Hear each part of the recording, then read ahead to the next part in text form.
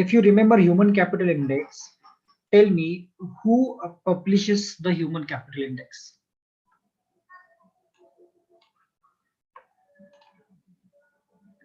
Who publishes human capital index, right? See, this question which I'm asking you, do not take it lightly. Exactly the same question can come in your examination. Okay, exactly the same question can come into your examination, and I ask only those questions who has maximum probability to come into your examination. Okay, so do not take our questions, even though they are revision question, they are very important. Okay, in fact, in revision I ask you only selective things which are important from exam point of view. During my lectures, when I'm teaching you the things, okay, there I could explain you a lot of things which are important for you to understand the news, but however they are, all the points are not important from the exam point of view. Okay, but whenever I take your revision, okay, and when I ask question to you in that revision, that is very selective and very important from exam point of view. Okay, so that's why a normal lecture is important in order to understand the concept, and the revision questions are important in order to get the specific items which are important from your exam point of view, right? Chalo. So what did I ask you? I asked you who publishes the human capital index, and many of you gave me the answer. It is World Bank, right? So yesterday I also asked you one more question, and that is World Bank also publishes which index? World Bank also publishes which index? World Bank also publishes some other important index, and that is अरे बोलो, that is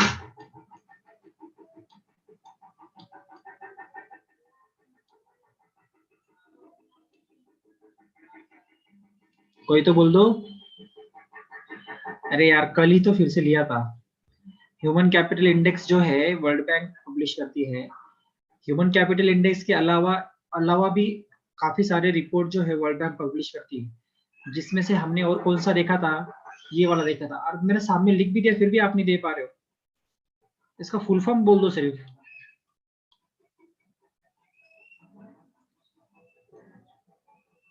अरे RIMC 1 और RIMC 2 already doubt group में भेज दिया है। जिस किसी को भी मिला होगा प्लीज ये ओजस सिंह को भेज दो। ओजस को वो भेज दो, RIMC 1 और RIMC 2, whoever have caught it. Yes, so इसका फुल फॉर्म बता देता हूँ यार, ease of doing business. अरे क्या कर रहे हो? This is not done. This is not at all done. You must remember, World Bank also publishes ease of doing business report. In fact, ease of doing business report is one of the most famous report published by World Bank. Okay, and also human capital index. So recently released human capital index में India का rank कितना है? Recently released human capital index में India का rank कितना है? Okay, very good सूरज, ओजस। अरे देखो कंफ्यूज कर रहे हो, दो अलग अलग चीजें। उत्कर्ष ध्यान से सुनो, 63 जो आपने दिया है ना, वो ईज ऑफ डूइंग बिजनेस का रैंक है, इंडिया का ईज ऑफ डूइंग बिजनेस का रैंक है वो। ठीक है, मैंने अभी आपको जो पूछा है वो पूछा है ह्यूमन कैपिटल इंडेक्स का रैंक। ह्यूमन कैपिटल इंडेक्स का रैंक क्या है वो पूछा मैंने अभी आपको। ठीक है, जो कि कितना है? 116 है फॉर 2020। समझ में आ गया? जो रिसेंटली रैंक है ह्यूमन कैपिटल इंडेक्स का 116 है। 2019 के रिपोर्ट में कितना था पता है आपको इंडिया का रैंक? 2019 के रिपोर्ट में, 2019 के ह्यूमन कैपिटल इंडेक्स रिपोर्ट में इंडिया का रैंक कितना था पता है? वेरी गुड, 115 था, right? Great, this is what I was asking. Okay, चलो, और इंडिया का स्कोर कोई बता सकता है मुझे कितना था? 0 पॉइंट कितना था?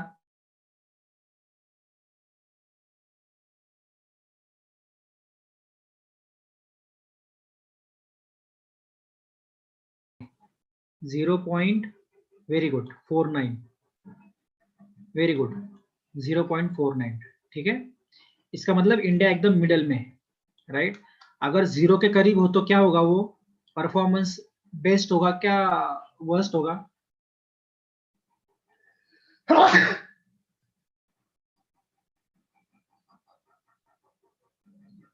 यस, और 1 के करीब होगा तो it is a best performer. Okay, 0 to 1, but India जो है बीच में एकदम मीडियम लेवल पे है ना, बिकॉज और Indians always play a medium level game, right. चलो,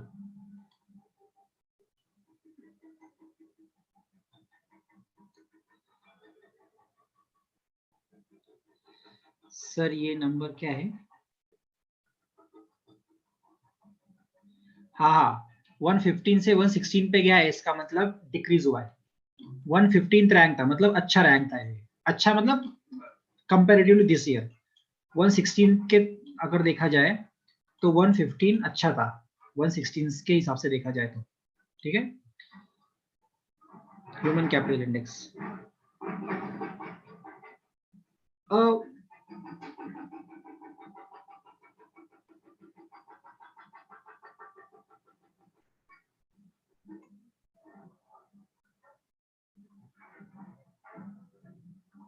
अरे रीजन क्या है, देखो, अब भले ही 115 पे चला गया हो, रुको मैं आपको बताता हूँ। देखो, भले ही 115 पे चला गया हो, मगर ये जो 115 था ये आउट ऑफ 157 कंट्रीज में था।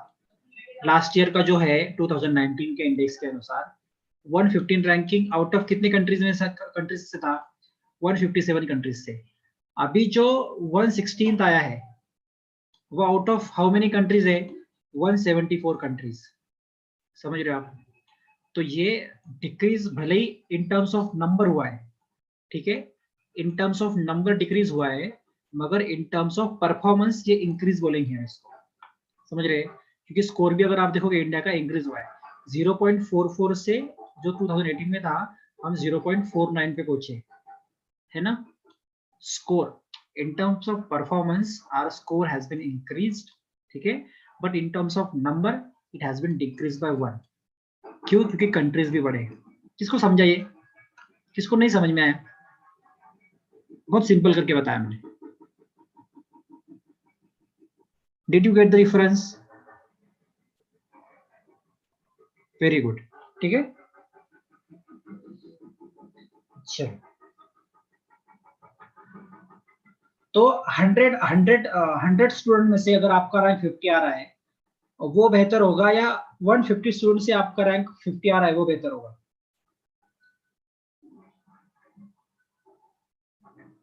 है ना, 100 से 50 बेहतर है ना। तो 157 कंट्रीज में से 115 बेहतर है, या 174 से 116 बेहतर है? कौन सा वाला बेहतर है? यस, 174 से 116 जो आया है वो बेहतर है, right. If you see as per the proportion, is that clear? तो भले ही नंबर के तौर पे अगर हम एक एक पायदान नीचे गए हैं, भले ही नंबर के तौर पे एक पायदान नीचे गए हैं, मगर नंबर ऑफ कंट्रीज भी बढ़े हैं, ठीक है। और हमारा परफॉर्मेंस एज अ परफॉर्मेंस के तौर पे देखेंगे तो वो स्लाइटली अब बढ़ा है, इंक्रीज हुआ है। Okay, now clear everything? Yes, चलो। So let me ask you another question, and that is Smart City Index 2020.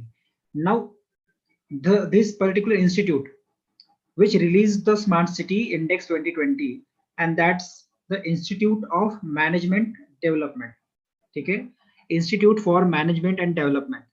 This institute, which released the Smart City Index 2020, is based in which country? Institute for Management and Development. This institute is based in which country? Very good, Akash. Very good. Excellent. It's Switzerland. You know why I'm saying excellent? Excellent. Why? Because Switzerland I have not mentioned there into the notes, and still I got the answer. Very good. Okay. Now this Smart City Index जो है 2020 का, इसके according कौन सी city, कौन से 3 cities ने top किया है, top 3 cities into this index, smart city index में टॉप 3 सिटीज, टॉप 3। वाह, किसी को लगता है मुंबई भी है, आर्यन को लग रहा है मुंबई भी है। अरे भैया मैंने टॉप 3 पूछा। हाँ, सो टॉप 3 में कौन कौन है, सिंगापुर है, हेलसिंकी है और ज्यूरिक है। ठीक है, सिंगापुर सिंगापुर में है, हेलसिंकी कहाँ पे है, फिनलैंड में है, और ज्यूरिक कहाँ पे है, ज्यूरिक कहाँ पे है, वो स्विट्जरलैंड में है। ठीक है, तो ये टॉप 3 परफॉर्मेंस है। अच्छा मुझे बता, टॉप 10 में इंडिया का कोई है क्या, इंडियन सिटी है कि कोई टॉप 10 में? स्मार्ट सिटी इंडेक्स 2020 के according, is there any Indian city in top 10? No. Let me reframe my question. Is there any Indian city in top 50? Is there any Indian city in top 50? No. Excellent. Now, is there any Indian city in top 100? So certainly answer should be yes. Okay. Why? Because there are 4 Indian cities which are there in top 100. Right? Can you name them? Can you name the 4 cities which are there into top 100?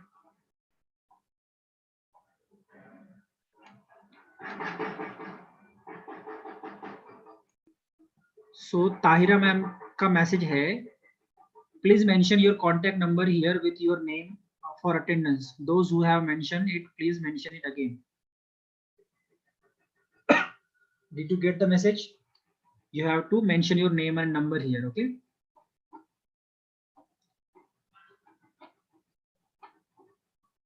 हाँ ठीक है। So Mumbai Delhi Hyderabad और कौन कौन से है,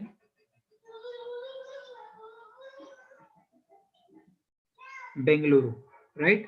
These 4 cities are there in top 100, right? But however, as compared to the last year's index, the number have gone down. Okay, the numbers of those rankings of these cities have gone down, right? And the 2 major issues faced by Indian cities are, one is traffic congestion and the second is air pollution. Very good. Chalo. By the time I ask you another question and revise another topic, you all should mention your name and number here. Okay.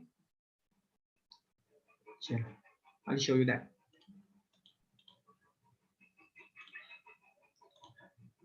This is Smart City Index 2020. Okay. So the Institute for Management and Development. This institute belongs to Switzerland. Okay. It is located in Switzerland, and in collaboration with Singapore University for Technology and Design has released the 2020 Smart City Index. Right. Now, the 4 Indian cities, New Delhi, Mumbai, Hyderabad, and Bengaluru, they have witnessed a significant drop in their rankings in this recent index, right? And the top 3 cities are Singapore, Helsinki, and Zurich. We have all seen the countries which they belong to. Okay. चलो, the 2 major issues, और जो हमारे cities का rank है, जैसे हैदराबाद का rank कितना है, 85th है. Okay, न्यू दिल्ली का रैंक अगर आप देखोगे, it is 86th, and if you see the rank of Mumbai, it is placed at 93rd position and Bengaluru at 95th position. Okay,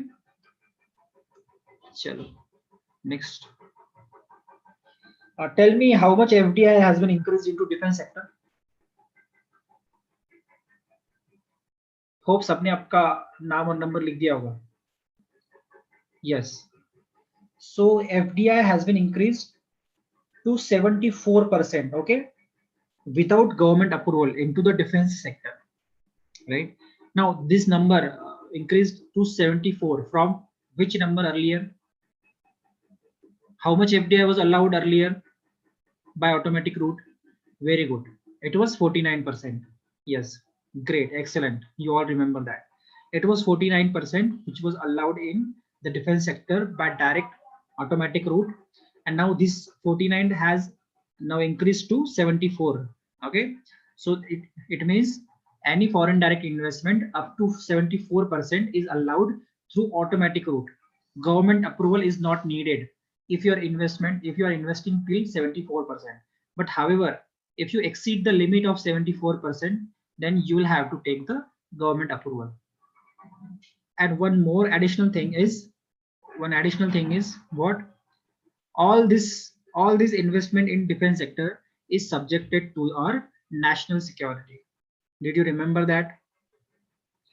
All these investments are subjected to our national security. Okay, and we have all seen the meaning of this. We have all discussed it, right? Chalo. So let's move on to the next. This is what FDI in defense sector increased wala news, right? Hope all the points you have revised well.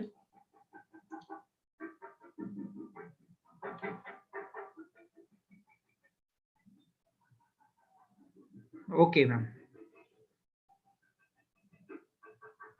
Adil.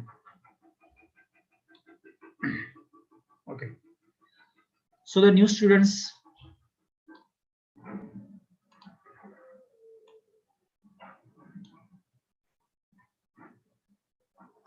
जितने भी है सबको समझ में आ रहा है क्या चल रहा है? ये बेसिकली कल के लेक्चर का रिवीजन और उस पर बेस्ड क्वेश्चन आंसरिंग चल रहा है, ठीक है? So what we do is before starting our next lecture, fresh lecture, we do revise all the things that we had discussed in our previous lecture. Okay. Yes. So new students, are you able to understand what is going on into the lecture? Okay. What we do is we revise everything that we had discussed in our previous lecture, by way of questions and answers. Okay, and that is what I'm doing as of now.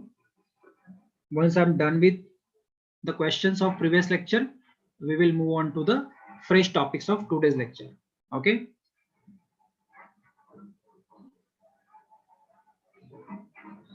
Whoever finding any difficulty into the lecture, difficulty in understanding any concept, any question, they can anytime ask me. Okay. I have all the eyes in your chat box. No issues. You can anytime type it and ask me. Fine. Chalo, let's move on. So the next important thing we discussed in our yesterday's lecture is SARC. Okay? SARC means South Asian Association for Regional Cooperation. Now, who all can tell me when was the SARC established?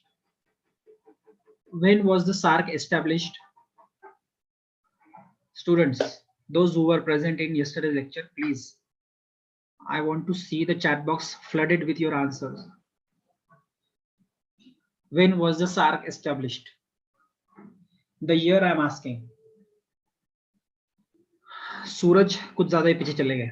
नहीं, not 1955. It's yes. Very good, Nazir. Adil, are you present? If you can hear me, try to respond to the questions. Even though you give me wrong answers, that's okay. But you at least try. Trying is the first step. Right or wrong, that could be discussed later on.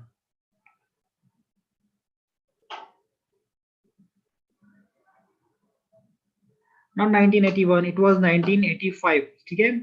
The SARC establishment year of SARC is 1985, and it was established in which? Very good, Ritesh. Okay? It was formed or it was established in Dhaka, Bangladesh.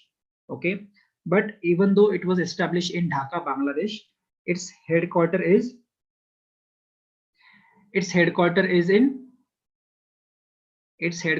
in very good, Ojas, very good, Ritesh, very good, Akash. Exactly. So the headquarter of SARC is in Kathmandu, which is the capital of Nepal, right? Chalo, let's move on. This is what SARC is. What is the objective of SARC? Is to promote peace, stability, amity, and progress in the region. Which region they are talking about? They are talking about South Asian region. Okay, because SARC is a intergovernmental group of South Asian countries, which consists of Afghanistan, Bangladesh, Bhutan, India, Maldives, Nepal, Pakistan, and Sri Lanka. We have one trick to understand, to remember this. And what trick is that? Do you remember? I think one of our students had mentioned it in your lecture. Yes, apni MBBS, right? Apni MBBS. Apni MBBS. Even though it is not apni, but still it is apni MBBS. Okay. Afghanistan, Pakistan, Nepal, India, Myanmar, sorry, not Myanmar, Maldives, Bangladesh, Bhutan, and Sri Lanka, right? And you have to also remember the difference between SARC and BIMSTEC member countries, right? SARC में total कितने member है? There are total 8 members in SARC. However, there are total 7 members in BIMSTEC. ठीक है? और इसमें 5 जो है 5 common है. 5 members are common in both. है ना? कौन से? BBINS, BBI, BBI, BBINS, right? Very good. Bangladesh, Bhutan, India, Nepal, and Sri Lanka. These 5 countries are common in both SARC and in BIMSTEC. Got it? Clear? Chalo. Let's move on. Then we had discussed about INS Virat. Okay, INS Virat का Guinness world record में नाम है. For what? For what?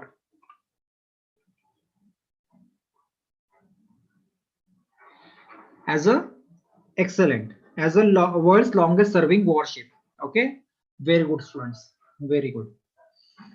चलो, तो ये देखा था हमने सार्क और इंडिया पाकिस्तान का इशू देखा था क्या चल रहा है. ठीक है, सार्क का लास्ट समिट जो इस्लामाबाद में होना था 2016 का, राइट? उसके बाद सार्क का ऑफिशियल समिट 2020 तक नहीं हुआ था ड्यू टू द डिफरेंसेस और hostilities between India and Pakistan, specially after the Uri and Pathankot attack, right? You remember that? Yes, everything you remember? India Pakistan angle into SARC group. Yes, you remember. Okay, good. Chalo, then we discussed about INS Virat. This is the picture of INS Virat. And then we discussed about Project Dolphin. Did we discuss Project Dolphin? Yes, we discussed Project Dolphin, right? Yes. Okay. So let's discuss new topic from today. Okay, and this is a green blue policy.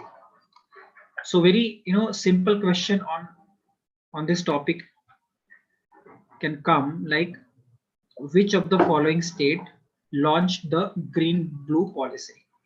Okay, या फिर green blue policy belongs to which of the following state, right? So it is New Delhi. So the Delhi Development Authority is holding public consultations for the preparation of the master plan for Delhi. ठीक है, सो दिल्ली का जो master plan है 2041 के लिए जो बनाने जा रहे हैं अभी फिलहाल, उसमें जो है उनका फोकस होने वाला है ग्रीन ब्लू पॉलिसी पे. ओके, ग्रीन ब्लू पॉलिसी पे फोकस होने वाला है. Now what does that mean? Blue means what? Blue indicates water, right? Blue indicates water. And what does the green indicates? Greenery. What greenery indicates? It indicates a better and healthy environment. Okay, so basically in the master plan of New Delhi, we want better water bodies, clean water bodies, and a clean environment, right? And that's what they are saying. They are calling it as a green blue policy infrastructure, so that whenever they will make they will work on their master plan for Delhi, they will be looking after, or they will be taking care of this green blue infrastructure, means water bodies and the environment. Clear है? समझ में आया सबको ये? Everyone?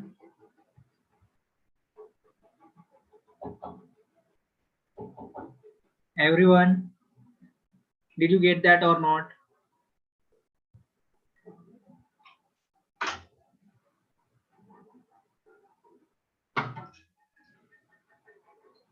Okay, please repeat. Okay.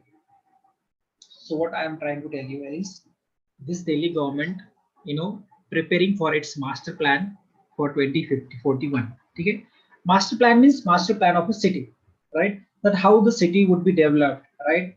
What all areas should be reserved for what all the things, like roads should be of what size, it will go from which lane, all these things. Okay, so the development of the urban area basically. This is what a master plan for any city is, right?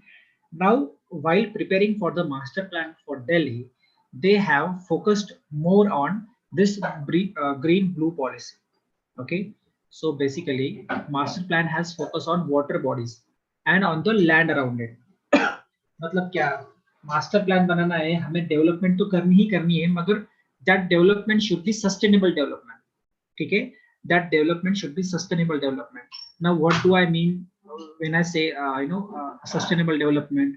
Sustainable development means development which do not come at the cost of the environment. Okay, and it can be sustained for a longer period of time without harming our environment, right? Yes, and it would be the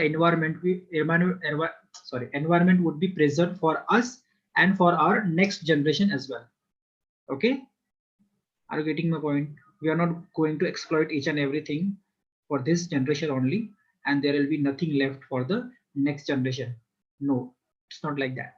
Sustainable development means development which does not come at the cost of environment. That is, you should not develop your areas by cutting the trees. Okay, are you getting a point? By destroying the water bodies. No, you have to maintain or you have to preserve those water bodies also. You have to preserve our greenery, our trees also, and at the same time you have to develop. That is called a sustainable development, so that the development would be sustainable for longer period of time and it will be useful for your coming generations as well. Okay, that is what we call as a sustainable development. Are you getting my point? Did you get what is meaning by what is mean by sustainable development?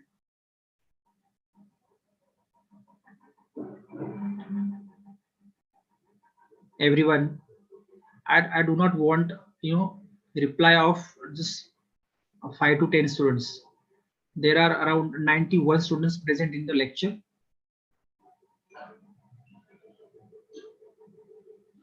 हाँ नहीं कुछ तो बोल दो, नहीं समझाया तो नहीं बोलो, so okay, I can again repeat it.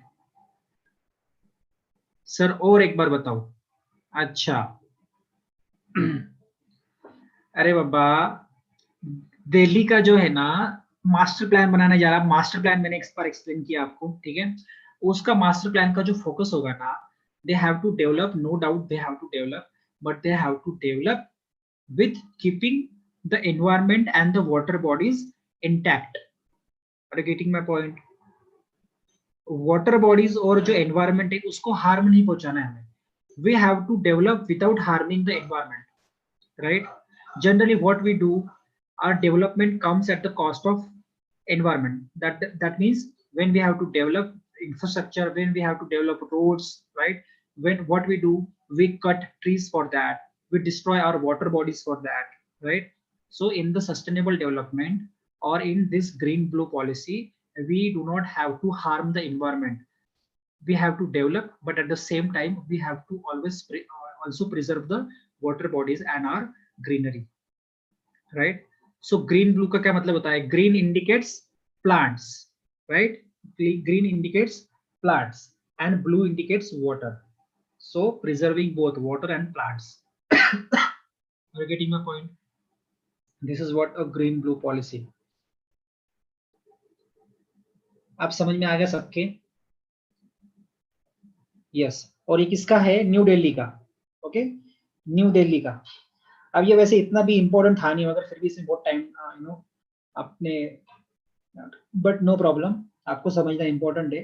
You never know, question can come, but as long as my wisdom is concerned, I think question won't be in much depth.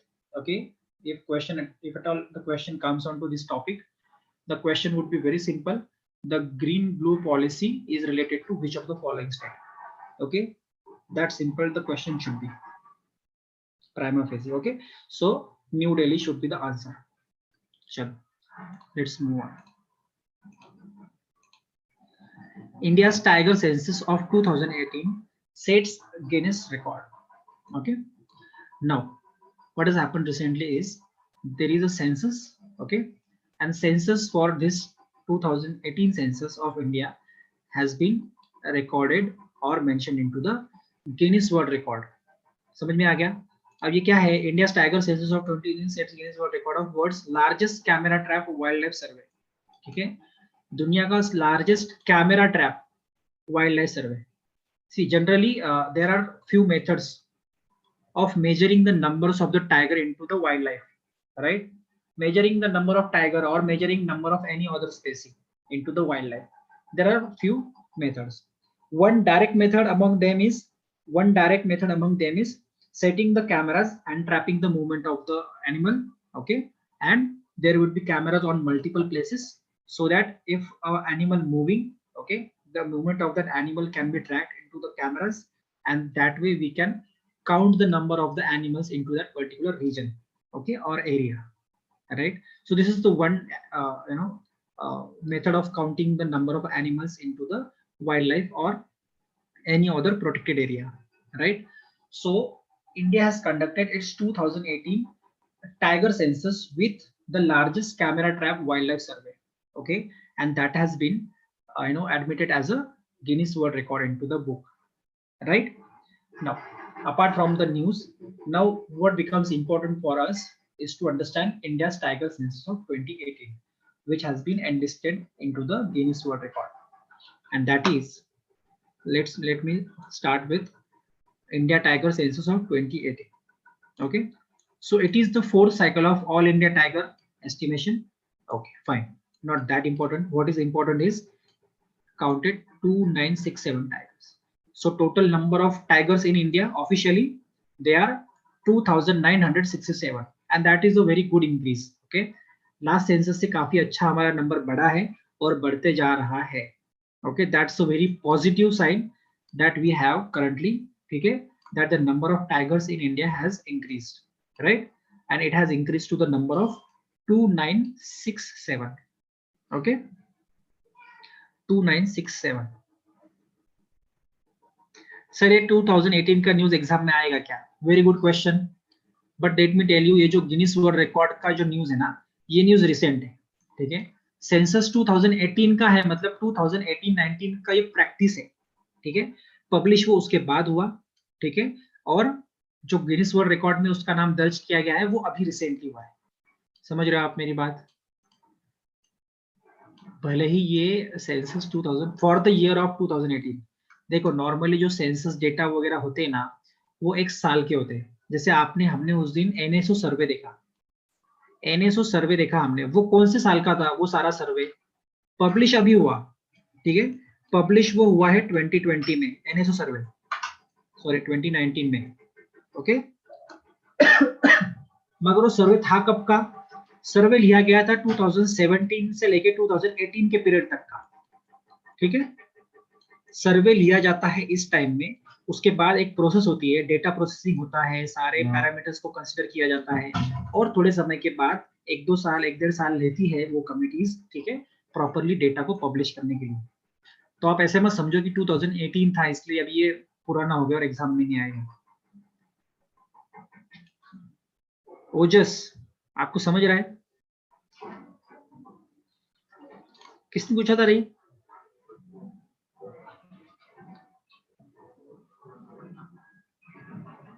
Shreyas ने पूछा था. ओके फाइन, ठीक है. मगर Guinness world record जो है, इसका नाम जो है अभी रिसेंटली ये न्यूज में था. समझ में आ गया? मगर जब तक टाइगर का अगला सेंसस नहीं आता, ठीक है, जब तक टाइगर का अगला सेंसस नहीं आता, हमें जो टाइगर के नंबर याद रखने हैं वो 2018 के सेंसस से ही याद रखने हैं. और अगर आपको टाइगर के नंबर पे क्वेश्चन आता है तो वो भी बेस्ड अपॉन 2018 सेंसस ही होगा. तो जब तक नया सेंसस नहीं आ जाता 2022 में 23 में, तब तक 2018 ही हमारे लिए नया रहेगा, फ्रेश रहेगा. समझ में आ रहा है? और अभी नहीं, आने वाले और 3 साल तक जब तक नहीं आता तब तक 2018 के सेंसस पर सवाल पूछे जा सकते हैं. Are you getting my point? Last census population का इंडिया में हुआ था 2011 में. ठीक है, आपके 2017 2018 के क्वेश्चन पेपर में 2011 के सेंसस के बेस्ट क्वेश्चन आते हैं, तो फिर आप बोलोगे सर ये 11 में सेंसस हुआ था, फिर 18 19 में क्यों पूछ रहे हैं? ऐसा नहीं होता, ठीक है। सेंसस जो चीज है ना, ये कुछ टाइम पीरियड के लिए जिंदा रहती है, ठीक है। It's not a one time affair and 1 year और 6 month time affair. It remains for a longer period of time, and based on that data only the things are officially considered. Are you getting my point, everyone with me?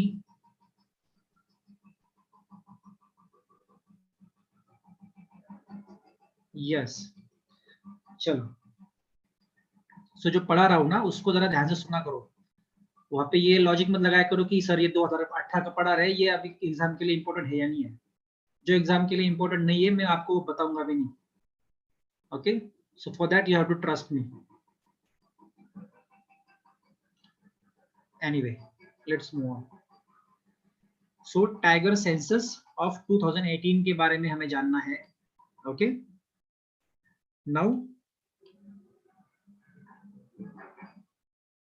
now it is the fourth cycle of Indian tiger estimation.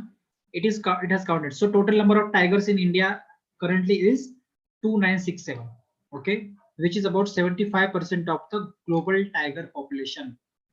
समझ रहे हो आप? So it is 75% of global tiger population. Okay, global tiger population के कितने percent है? ये 75% है। अरे अभी सुनो रे, चैट बॉक्स थोड़ी देर के लिए बंद कर दो। ओजस मैंने कुछ बताया ही नहीं, अभी रिपीट करने का क्या है? You guys are not concentrating on main material. You have interest in roaming around. Should I complete, or you want to play into the chat box only?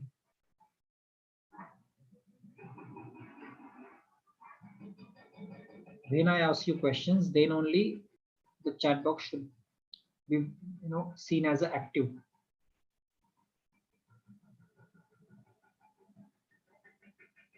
और आपके जो बीच में जो सवाल आते हैं ना, मैंने कितनी बार बोला है कि आप पहले पूरा टॉपिक ध्यान से सुन लिया करो, ठीक है। पहले मुझे बोल देने लीजिए करो कि मुझे क्या बोलना है पहले। Let me first complete the topic and then you have any doubt, then you can ask me after the completion of the topic. Okay, do not interrupt please. चलो, so total number of tigers कितने हैं India में? 2967. okay, अब tiger population जो है, if you can see, सबसे largest number of tigers कहाँ पे है? इंडिया में है। Okay, largest number of tigers is in India. Fine, कितना टोटल कितना पॉपुलेशन है वर्ल्ड पॉपुलेशन की? 75%। और इसीलिए आप देख लो कि ये world's largest camera trap wildlife survey बना है, क्योंकि पॉपुलेशन ही हमारी इतनी है टाइगर की। ठीक है, समझ में आ गया? टाइगर के अलावा और कौन सी पॉपुलेशन सबसे ज्यादा है इंडिया में? कौन से एनिमल की, जो हमने कुछ दिनों पहले देखा था? Rhino, very good. ठीक है, which rhino? Not all rhinos, one horn rhinoceros. ठीक है, one horn rhinoceros. Okay, India has the largest number of one horn rhinoceros in the world. Okay, चलो, now according to the survey, this is the next important point from your exam point of view. According to the survey, Madhya Pradesh has the highest population of tigers in India, followed by Karnataka. Okay, समझ में आ रहा है? सो अगर आपको पूछा जाता है कि लार्जेस्ट नंबर ऑफ टाइगर कहाँ पे है, तो ये मध्य प्रदेश में होगा। देखो, before this 2018 census, listen to me carefully, before this 2018 census, the largest number of tiger population was in Karnataka. Okay, so Karnataka was at the first position. Okay, they were hosting the largest number of tigers in India, Karnataka, when before this latest census of 2018. Okay, After the census of 2018, Madhya Pradesh has become the highest, the state having highest number of tigers, right? So total, if you see, there are around 526 tigers in Madhya Pradesh, and there are 524 tigers in Karnataka. Karnataka में पहले सबसे ज्यादा थे, कर्नाटका पहले एक number पे आता था, अभी मध्य प्रदेश ने जो है कर्नाटका को ओवरटेक कर लिया है, सिर्फ 2 का अंतर देखो आप, only 2 tigers more in Madhya Pradesh when you compare it to the Karnataka. Okay, समझ में आ गया? So highest population of tigers in India is in Madhya Pradesh and second highest is in Karnataka. Clear है? इसका पूरा chart भेजूंगा मैं आपको, उसमें आप ये पढ़ लेना। समझ में आ गया? So सबसे पहली बात क्या है?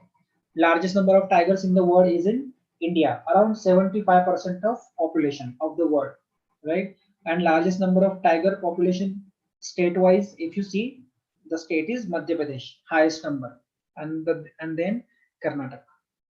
Okay, everyone, यहाँ तक clear है? चलो, okay. अब जो इंडिया में जो टाइगर है मेजरली, उसको हम बोलते हैं इंडियन टाइगर और बंगाल टाइगर। ओके, इसके बारे में थोड़ा जान लेते हैं। These are few important points regarding Indian tigers. Okay, so the average lifespan of a tiger in the wild is about 14 to 16 years. Okay, this is one point important from your science point of view. Then the Indian or Bengal tiger is found mainly in India, Nepal, Bhutan, and Bangladesh. So if you see, these are the BBIN countries. Okay, BBIN countries in our group. You remember it? So the Indian or Bengal tiger is found mainly in BBIN countries. Okay, याद रहेगा?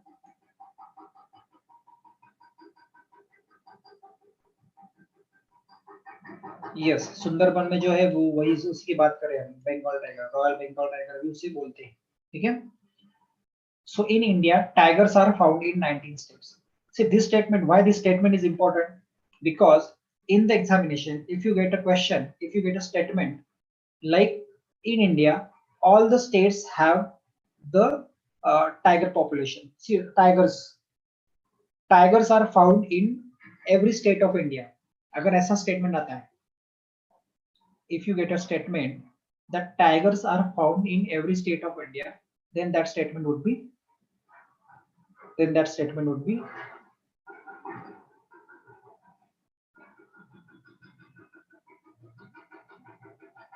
false, wrong, right? Because tigers are found in India only in 19 states and not all states. ठीक है, समझ में आ गया? ये point important है. Then there are total 50 tiger reserves in India today. जब whenever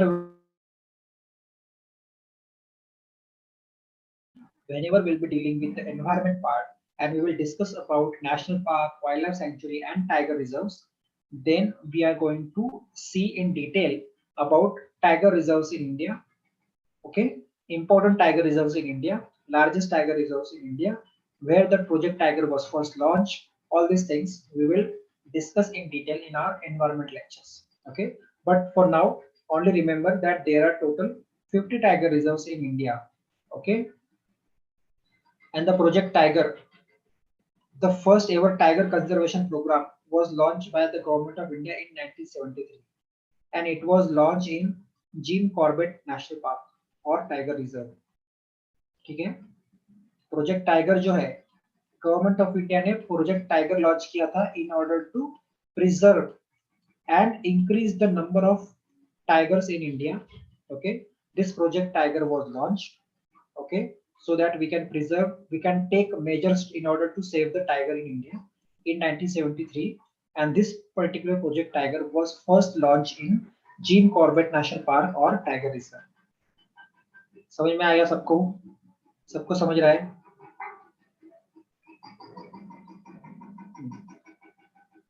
ठीक है, श्रीवर्धन सब बताऊंगा मैं, डोंट वरी. ठीक है, हम एनवायरनमेंट में सब पढ़ेंगे. ठीक है, So Nagarjuna Sagar Srisailam Tiger Reserve. So answer to your question is Nagarjuna Sagar Srisailam Tiger Reserve should be the largest tiger reserve in India. Okay, Srivardhan. Now, yes, and the tiger is national animal for both India and Bangladesh. Okay, इसीलिए आप बांग्लादेश का अगर कभी cricket match देखोगे तो वहां पे वो टाइगर लेकर आते हैं, है ना, टाइगर लेकर आते हैं. सो बांग्लादेश और इंडिया का जो है नेशनल एनिमल है tiger. Okay, clear? Everyone with me? Everyone, is it going smooth? Is it going smooth?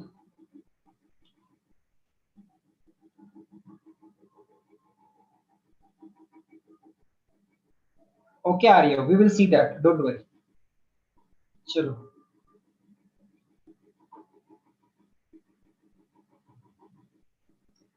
Okay, great. Chalo. So let's move on to the next news. See, this is the map of complete tiger reserves in India. There are total 50 tiger reserves shown into this map. Why I'm showing this map? Because the question based upon environment or question based upon tiger reserve national parks, they are majorly map based question. Okay, you will be asked the location of the tiger reserve or the national park, or you will get 3 to 4, like 4 national parks, 4 tiger reserve into your options, and you will be asked to arrange them from north to south, east to west या west to east. ठीक है, ऐसे arrange करने के लिए कहते हैं.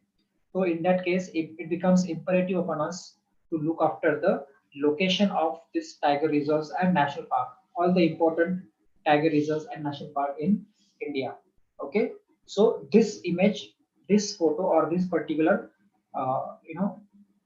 locations or the map, we will discuss in detail in our environment lecture. Okay, let's move to the next question. Not question. So World Rhino Day. Okay, can somebody tell me when this World Rhino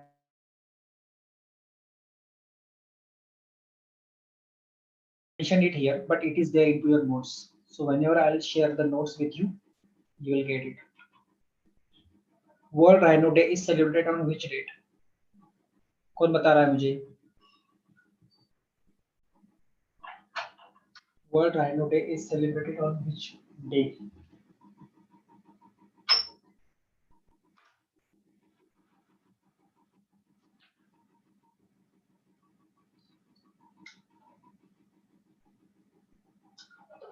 बताओ रे, इतना क्यों slow हो गए?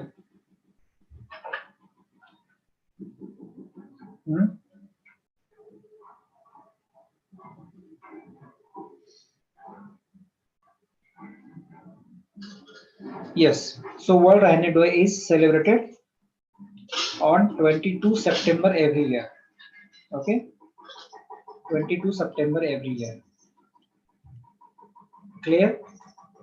So what has happened recently on World Rhino Day in India is cricketer Kevin Peterson, okay, is working in collaboration with National Geographic on Save This Rhino India. ठीक है, ये जो है Save This Rhino India program है in order to save the rhinoceros in India. Okay, और किसको चुना गया इस प्रोग्राम में काम करने के लिए? केविन पीटरसन को. केविन पीटरसन इज, कौन है Kevin Pietersen? Very good, Shreyas. सो England cricketer Kevin Pietersen India में है, right? So Kevin Pietersen is a former England cricketer. Okay, he was also a captain of England team. He was also the captain of England team, right? Yes. तो याद रहेगा, आपको question पूछा सकता है, who among the following cricketer has been chosen for the Save This Rhino India program, right? So in that case, you should remember it's Kevin Peterson, right? चलो, अब Indian rhino के बारे में अगर पूछेंगे तो मेजरली इंडिया में कौन से राइनो मिलते हैं? One horn rhinoceros. और बाकी वन हॉर्न राइनोसोरस की अगर बात करेंगे तो ये हम ऑलरेडी डिटेल में पढ़ चुके हैं. But however here in this news I have mentioned few details of one horned rhinoceros in India. that Indian rhinos single horn is present in both males and females but not on the newborn calves. ठीक है, male and female दोनों में present रहता है ये, मगर जो नया नया जन्म लिया है उसमें वो नहीं होता. ठीक है, it comes after some time. The horn is pure keratin like human fingernails and starts to show after about 6 years. Okay, 6 year के बाद दिखना शुरू होता है क्या, ये horn, right, and it is visible in both male and female. चलो, nothing much important, let's move on. International Covenant on Civil and Political Right. See, this is very heavy for you.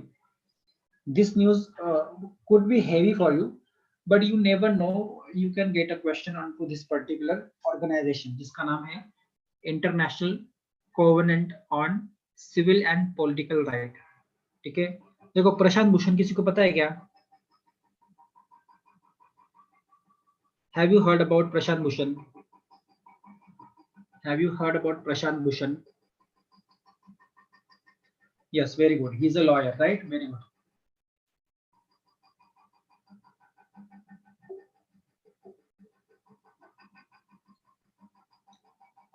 Yes, he is a lawyer in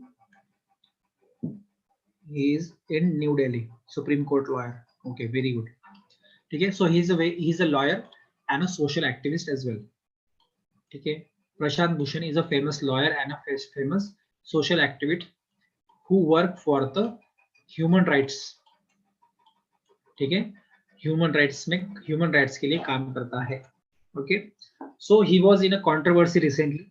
ठीक है, उसने supreme court के against या supreme court के जजेस के against कुछ बोल दिया था जिस पर से काफी कंट्रोवर्सी हो गई थी और सुप्रीम कोर्ट ने उसको कंटेम्प्ट ऑफ कोर्ट में उसको सजा भी दी थी. हालांकि वो सजा उन्होंने उसको सिर्फ ₹1 की दी थी. ठीक है, मगर ये जो पूरा मामला था ये इंटरनेशनल लेवल तक गया था. ठीक है, कि बाबा एक बंदे को इतना फ्रीडम ऑफ स्पीच एक्सप्रेशन तो होना चाहिए कि वो किसी को क्रिटिसाइज कर सके. डेमोक्रेसी में you should have the freedom to criticise the government. ठीक है, किसी भी डेमोक्रेसी में ये हर किसी का राइट होता है कि वो गवर्नमेंट को क्रिटिसाइज करे. राइट, आप ये डिक्टेटरशिप में नहीं कर सकते, है ना. डिक्टेटरशिप में ये आप नहीं कर सकते, आप कहाँ गायब हो जाओगे आपको पता भी नहीं चलेगा. राइट, मगर डेमोक्रेसी में तो ये चलता है. Democracy, criticism is the very foundation of democracy. Criticism, differences of opinion, right, dissent, in other words, these are the very foundation of democracy. And in any democracy everyone should have right to criticize the government and the government bodies. ठीक है, समझ में आ रहा है. मगर contempt of court क्या होता है? कंटेम्प्ट ऑफ कोर्ट मतलब आपने कोर्ट के खिलाफ जाकर कुछ बोला है और इसीलिए आपको सजा दी जा सकती है. ठीक है, तो अब ये freedom of speech and expression के खिलाफ जाता है. ठीक है, सुप्रीम कोर्ट ने फिर वो प्रेशर में आके उनको सिर्फ ₹1 की सजा दी थी कि बाबा आपकी सजा सिर्फ ₹1 की है. ठीक है, समझ में आ गया.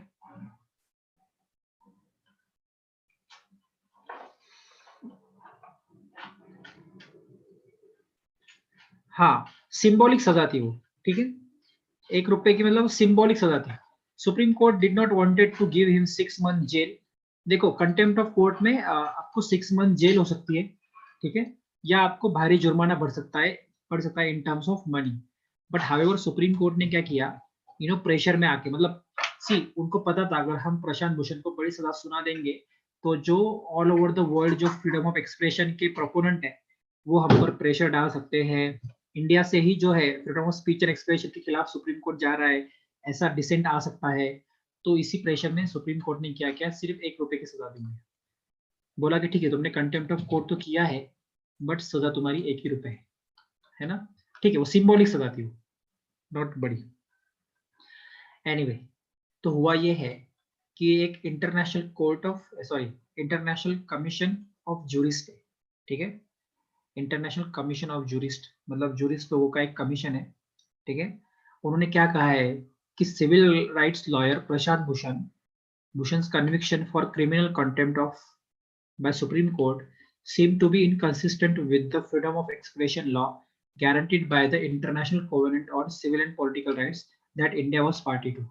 अब ये काफी लोगों के सर के ऊपर से गया हो, राइट, है ना. Was it a bouncer? Yes, indeed, it was. Right? Yes, है ना? Very good. I knew it. It was a bouncer. See, what I'm trying to tell you is there is a, now listen to me carefully. There is one international organization जिसका नाम है international covenant on civil and political rights. ठीक है? ये organisation क्या करता है? दुनिया भर में, दुनिया भर के डेमोक्रेसीज में सिविल और पॉलिटिकल राइट्स को प्रिजर्व करने का काम करता है और उसको प्रमोट करता है. ठीक है? This particular organization works for the protection of civil and political rights. That means it works for the protection of the freedom of speech and expression of the people belonging to the democracies of the world. Okay? And if they found that some of the rights of civil and political rights of some people in some country are being suppressed, okay, then it can raise its concerns over that particular event. Like this particular organization consider Prashant Bhushan case is to be the suppression of his freedom of speech and expression. ठीक है? इनको ऐसा लगता है कि प्रशांत भूषण को जो conviction दिया, जो सजा दी, वो सजा उनको नहीं देनी चाहिए थी. वो उनका अधिकार है, फ्रीडम ऑफ एक्सप्रेशन है उनका वो. ठीक है? समझ रहे आप? फ्रीडम ऑफ एक्सप्रेशन का मतलब क्या होता है? To express yourself. You should have freedom to express yourself. Whatever you feel you should speak it out. Okay? Getting my point? And you have all the right to do so in a democracy, and no one should suppress you. आपको कोई दबाना नहीं चाहिए जब आप कुछ बोल रहे हैं. ठीक है? तो यही, in order to protect this right, this international covenant on civil and political right works in ensuring that. समझ में आ गया? यहाँ पे प्रशांत भूषण का केस भूल जाओ, अभी सिर्फ और सिर्फ international covenant on civil and political right जो है, इस पर ध्यान दो. इस पर सवाल आ सकता है. ठीक है? सवाल इस पर आ सकता है. समझ में आ गया? अब ये किसने अडॉप्ट किया है? It is a multilateral treaty adopted by United Nation General Assembly in 1966. ठीक है? और इंडिया भी इसका पार्टी है. So India has also to be adhered by the principles of this particular covenant. Okay? And it came into force in 1976. It is monitored by United Nations Human Rights Commission. Okay? सारे के सारे important point है मैं जो बोल रहा हूँ. ठीक है? इसको फॉर्म कब किया गया? 1966 में. ये फोर्स में कब आया? 1976 में. इसको मॉनिटर कौन करता है? यूनाइटेड नेशन का ह्यूमन राइट्स कमीशन. समझ में आ गया? सो ये एक ह्यूमन यूनाइटेड नेशन की बॉडी है, तो इसको लाइटली नहीं ले सकते. ओके?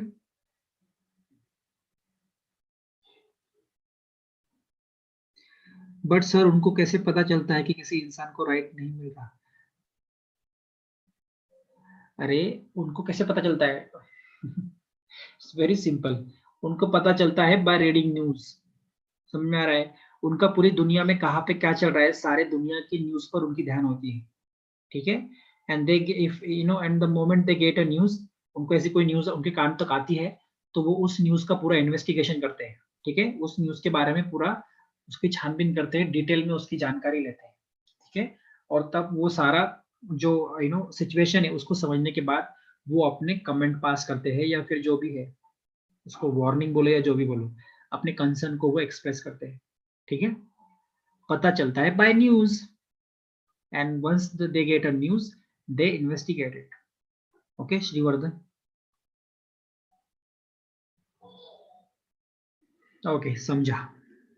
चलो सर, इंडिया चाइना डिस्प्यूट पे कौन क्यों एक्शन नहीं लेता? Because it is a bilateral dispute. It is a bilateral dispute. Bilateral means it is a dispute between two countries. Okay? And when these two countries are saying we do not want any third party mediation, any third party interference, then why should someone come into the place? समझेंगे? India China is capable of solving their own issues by dialogue. तीसरे को क्यों बीच में लाना ना, जब हम दोनों राजी तो? मतलब इंडिया और चाइना, कुछ भी मत समझना. You're getting my point?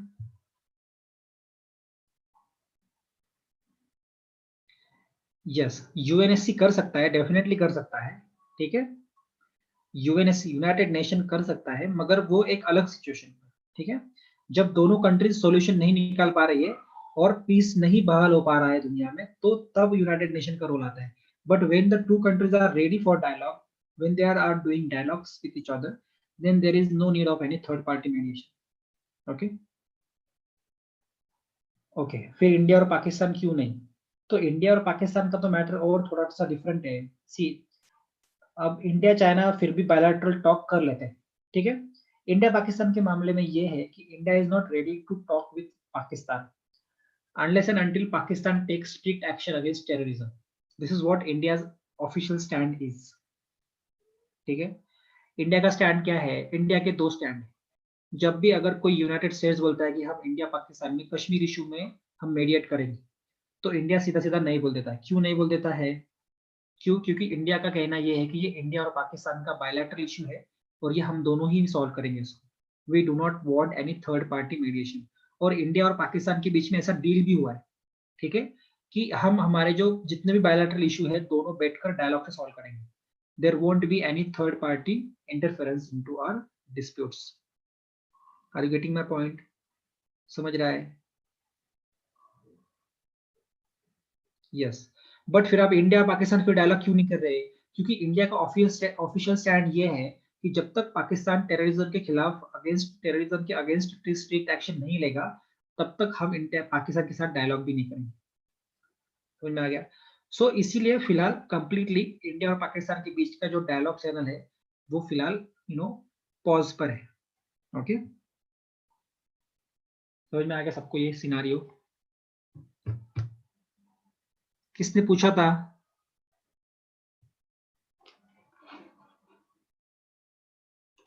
Everyone?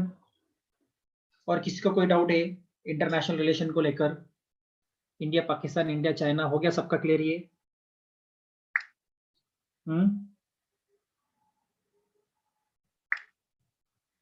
चलो, so let's move on.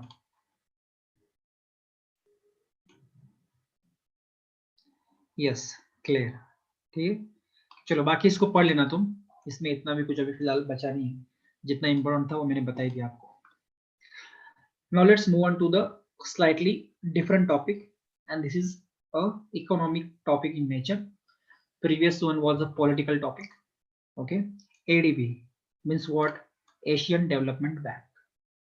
ADB means Asian Development Bank, and India has signed a $500 million loan. ठीक है. सो एशियन डेवलपमेंट बैंक से जो है इंडिया को $500 million का लोन मिला है, जो इंडिया और एडीबी ने रिसेंटली साइन किया है. तो ये था news. I am reading it. Asian development bank and the government of India signed a $500 million loan for Delhi Meerut RRTS corridor. ठीक है. अब ये RRTS क्या है ये बताएंगे मुझे आप लोग. ठीक है, RRTS क्या है ये मुझे आपको कमेंट बॉक्स में बताना है. तब तक मैं आगे बढ़ता हूँ. एशियन डेवलपमेंट बैंक क्या है ये मैं आपको बताऊंगा. ठीक है. Delhi Meerut RRTS corridor. Somebody, can you try it? Can you try it?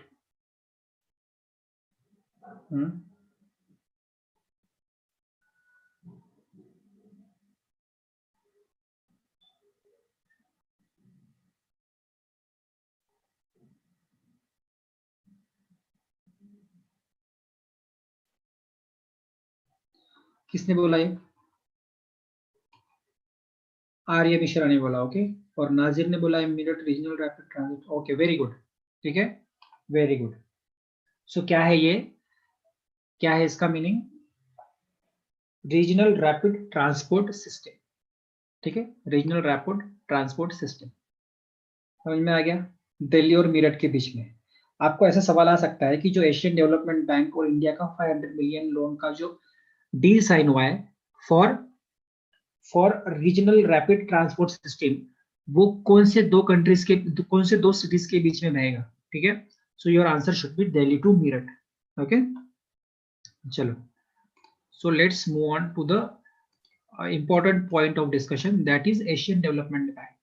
So again another international organization. एक इंटरनेशनल बैंक है. ठीक है, Asian development bank. It was conceived in the early 1960s. Okay, It was conceived in early 1960s as a financial institution that would be Asian in character. देखो, there is a World Bank. Okay, listen to me carefully. There is a World Bank. There is IMF. Okay, there is IMF. These are a few important international institutions which provide loans to the countries.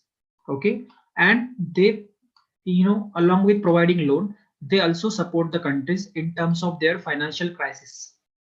Okay, but the problem is these two organizations, World Bank and International Monetary Fund, IMF, they are dominated by Western countries. Okay, like USA, UK, France. These institutions are dominated by Western countries, and that's why the concept of Asian Development Bank was proposed, so that this bank would be Asian in character and will not be dominated by Western countries. Are you getting my point? And that's why this concept was proposed by countries like India, China, right? So that we will have a bank which will be Asian in character and will not be dominated by the European or American countries, right? So इसीलिए ये Asian development bank जो है establish किया गया था. Now what was its purpose? Its purpose was to foster economic growth and cooperation in one of the poorest region of the world. ठीक है, अब ये one of the poorest region मतलब किसकी बात कर रहे हैं? ये साउथ एशिया की बात हो रही है यहाँ पे. ठीक है, अफ्रीका और साउथ एशिया जो है ये they are among the poorest regions of the world. ठीक है, आप अमेरिकन रीजन देखोगे that is very prosperous region. आप यूरोपियन रीजन देखोगे it is very prosperous region. आप ऑस्ट्रेलियन रीजन देखोगे, ऑस्ट्रेलिया, न्यूजीलैंड वगैरह, they are also very prosperous region, right? If you see north Asia में भी आप देखोगे quite well, they are doing quite well. But if you see Africa and south Asia, they are very poor regions. Okay, countries, maximum countries in this region are either backward or developing countries. Are you getting my point? So that's why this particular Asian Development Bank is focused on the cooperation in one of the poorest region in the world. That means the South Asian region. Okay, sir IMF के पास money कहाँ से आता है? अरे तो IMF के पास membership होती है ना. जैसे आपको किसी ऑर्गेनाइजेशन का मेंबर बनना होता है तो आपको एक फी देनी पड़ती है, राइट? तो वैसा ही IMF का जो मेंबर आपको बनना पड़ता है ना, IMF के मेंबरशिप का एक आपको समझ में आ रहा है आपको? कंट्रीज जो है टोटल अराउंड 189 कंट्रीज है IMF और वर्ल्ड बैंक में. ठीक है, अप्रोक्सीमेटली समझ लो आप इसको. ये लास्ट डेटा था, ये फिलहाल चेंज हो गया होगा, बट फिलहाल ये याद रखो कि अराउंड 189 मेंबर्स है. ठीक है, आपका हर कंट्री का एक कोटा होता है. ठीक है, आपको IMF का मेंबर बनने के पहले एक यूज क्या बोलेंगे उसको, मेंबरशिप फी जैसे होती है ना हमारी किसी भी ऑर्गेनाइजेशन में, वैसा एक कोटा सिस्टम IMF में भी होता है जहाँ पे आपको देने पड़ते हैं. और IMF के पैसे वैसे भी आते हैं. इसके अलावा भी IMF काफी रिसोर्सेस है IMF के पास पैसे आने के. ठीक है, जिससे IMF ने काफी कंट्रीज को अपने डिस्ट्रेस में लोन दिया होता है, तो वो लोन के बदले में IMF काफी सालों तक उसका इंटरेस्ट भी लेता है और बाद में उसकी प्रिंसिपल अमाउंट भी बाद में कमा लेता है. ठीक है, समझ में आ रहा है? या फिर IMF बायलैटरल एग्रीमेंट्स में भी एंगेज हो सकता है किसी कंट्रीज के साथ. जैसे USA को, UK को बोलेगा कि हमें फिलहाल अर्जेंट लोन की जरूरत है and you should provide us. समझ में आ रहा है? तो ऐसे चलता है. ठीक है, 189 190 कंट्रीज ऐसे, तो IMF के पास पैसे ऐसा आता है. समझ में आ गया? चलो, नेक्स्ट पॉइंट क्या है मेरा? What we were discussing? We were discussing about ADB, Asian development Bank. Okay, चलो. So it is model on the World Bank. It has similar weightage voting system where votes are distributed based upon the capital subscriptions. देखो अब क्या है ना, जिस country का जितना कोटा होता है ना IMF और वर्ल्ड बैंक में, उसके हिसाब से वहां पर डिसीजन मेकिंग में वोट शेयरिंग होता है. ठीक है, जैसे अमेरिका का अगर आप देखोगे, यूएसए का लगभग सबसे ज्यादा फंडिंग USA करता है IMF और वर्ल्ड बैंक में. समझ में आ रहा है आपको? और इसीलिए यूएसए का जो वोटिंग शेयर है वो अराउंड 16 पॉइंट समथिंग है, सपोज 16.7%। ठीक है, ये सबसे हाईएस्ट है। मगर इसका मतलब आईएमएफ और वर्ल्ड बैंक को अगर कोई डिसीजन लेने हो, आईएमएफ और वर्ल्ड बैंक को कोई डिसीजन लेने हो, तो उस डिसीजन मेकिंग में जो वोटिंग पर्पस, वोटिंग से डिसीजन हो गए, उसमें सबसे लार्जेस्ट वोटिंग शेयर किसका है? अमेरिका का। बिकॉज सबसे लार्जेस्ट फंडिंग कौन करता है इन ऑर्गेनाइजेशन को? अमेरिका करता है। सो जिसका जितना कोटा होगा उसका उतना वोटिंग शेयर होगा। समझ में आ रहा है? ये है सिस्टम वर्ल्ड बैंक और आईएमएफ में। सिमिलर सिस्टम होगा एशियन डेवलपमेंट बैंक का भी। ठीक है, so your similar weighted system, ठीक है, voting system where votes are distributed based on members capital subscription. Are you getting my point? अरे ये कहाँ चले गए रे आप लोग? Who has won the US election? अरे यूएस इलेक्शन कौन जीता रे? जो बाइडेन जीता ना। वो पॉइंट ऑफ डिस्कशन नहीं है, अब यहाँ पे ध्यान दो। जो बाइडेन जीता वो भी देखने वाले हैं हम, वो हमारे न्यूज में आएगा बाद में। ठीक है,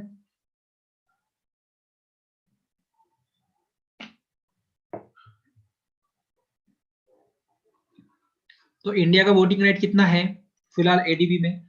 6% वोटिंग राइट है। ठीक है, जो कि फोर्थ हाईएस्ट है, फोर्थ हाईएस्ट है। आप याद रख लो, सबसे ज्यादा वोटिंग राइट जो है इसका एडीबी में वो जापान का है। ठीक है, एंड यूएसए का सेकंड हाईएस्ट है। देखो यूएसए ने यहाँ पे भी जंप मार दी। समझ में आ गया? तो अगर आपको पूछा जाता है कि सबसे हाईएस्ट वोटिंग शेयर किसका है एशियन डेवलपमेंट बैंक में, तो याद रखना इट्स जापान। ठीक है, सेकंड हाईएस्ट यूएसए है, थर्ड हाईएस्ट चाइना है और फोर्थ हाईएस्ट इंडिया है। ओके, समझ में आ गया?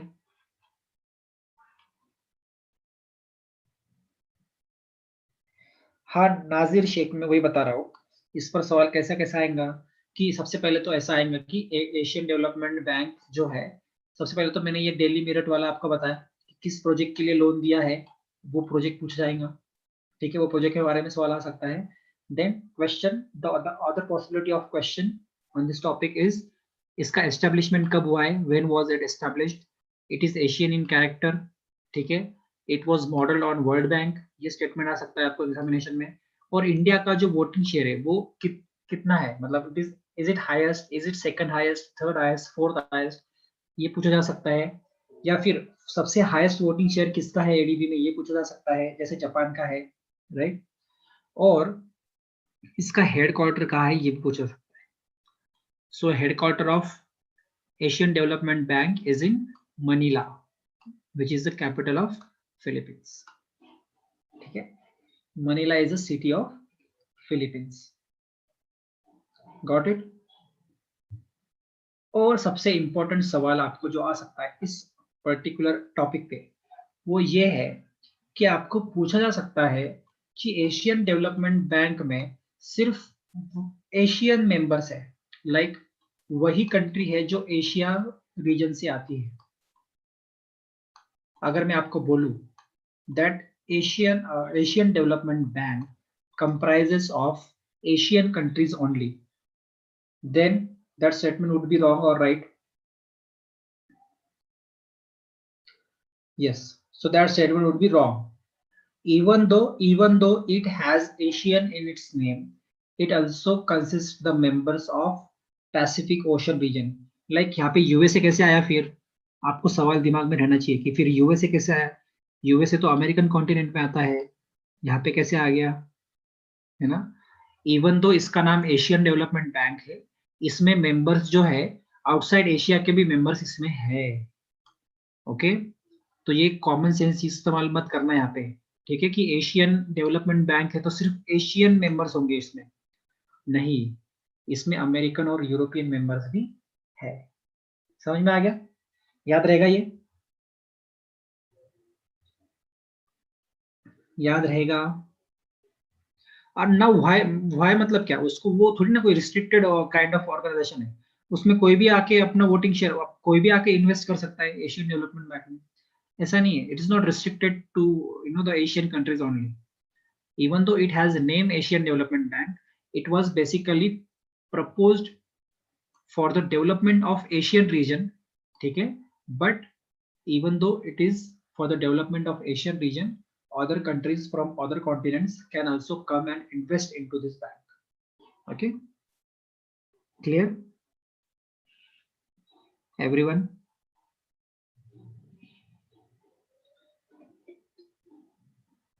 समझ में आया क्या?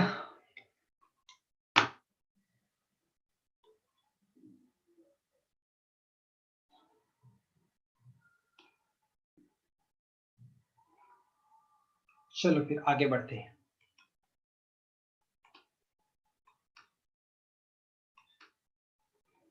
और आगे है वैभव समिट। ओके, तो आपको पूछा जा सकता है, क्वेश्चन आ सकता है एग्जामिनेशन की, वैभव समिट जो है ये किससे रिलेटेड है? ठीक है, वैभव समिट जो है ये किससे रिलेटेड है? अगर ऐसा सवाल आता है आपको तो आपको ये न्यूज काम में आएगी।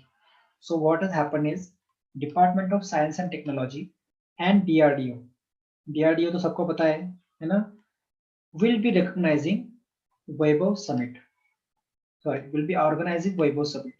ठीक है, now this Vaibhav refers to Vaishvik Bhartiya वैज्ञानिक समिट। वैभव का फुल फॉर्म क्या है? वैश्विक भारतीय वैज्ञानिक summit. Okay, basically the Weibo initiative aims to bring out the comprehensive roadmap to leverage the expertise and knowledge of global Indian researchers for solving emerging challenges.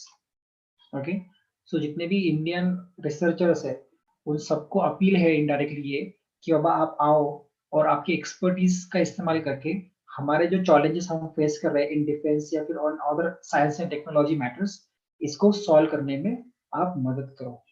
ठीक है, and the key areas of discussion would be quantum technologies. ठीक है, quantum technology जो है ये एक नया emerging field है in the field of computers. Okay, then artificial intelligence, ये काफी दिनों से न्यूज में चल ही रहा है। आर्टिफिशियल इंटेलिजेंस ये भी एक नया एमर्जिंग, काफी हद तक एमर्ज हो भी चुका है और अभी काफी इसमें कुछ आना बाकी है। Machine learning, electronics, semiconductor technologies, communication technologies. So basically आप जितना भी देख रहे हो साइंस एंड टेक्नोलॉजी रिलेटेड जितने भी एमर्जिंग टेक्नोलॉजीज आ रहे हैं उससे रिलेटेड जो डेवलपमेंट है या उससे रिलेटेड कोई इश्यूज है या कोई प्रॉब्लम्स क्रिएट हो सकते हैं in its development in India. So in that case through this Vaibhav Summit, Vaibhav initiative, our government will try to attract the global Indian researchers in order to solve those issues and help India develop these technologies. Clear? Did you get that? So Vaibhav याद रखना, ठीक है?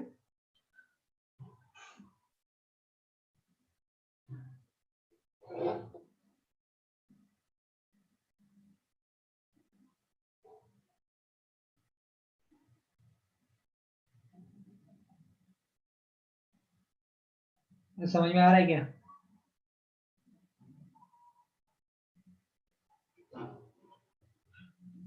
Okay चलो, अच्छा repeat करो। अरे okay, so what I am telling you is department of science and technology and DRDO. ये department of science and technology कहाँ पे है? Ministry of science and technology जो है हमारा उसके under department of science and technology आता है। ठीक है, सो बेसिकली ये एक गवर्नमेंट इनिशिएटिव है। ओके, गवर्नमेंट इनिशिएटिव है वैभव।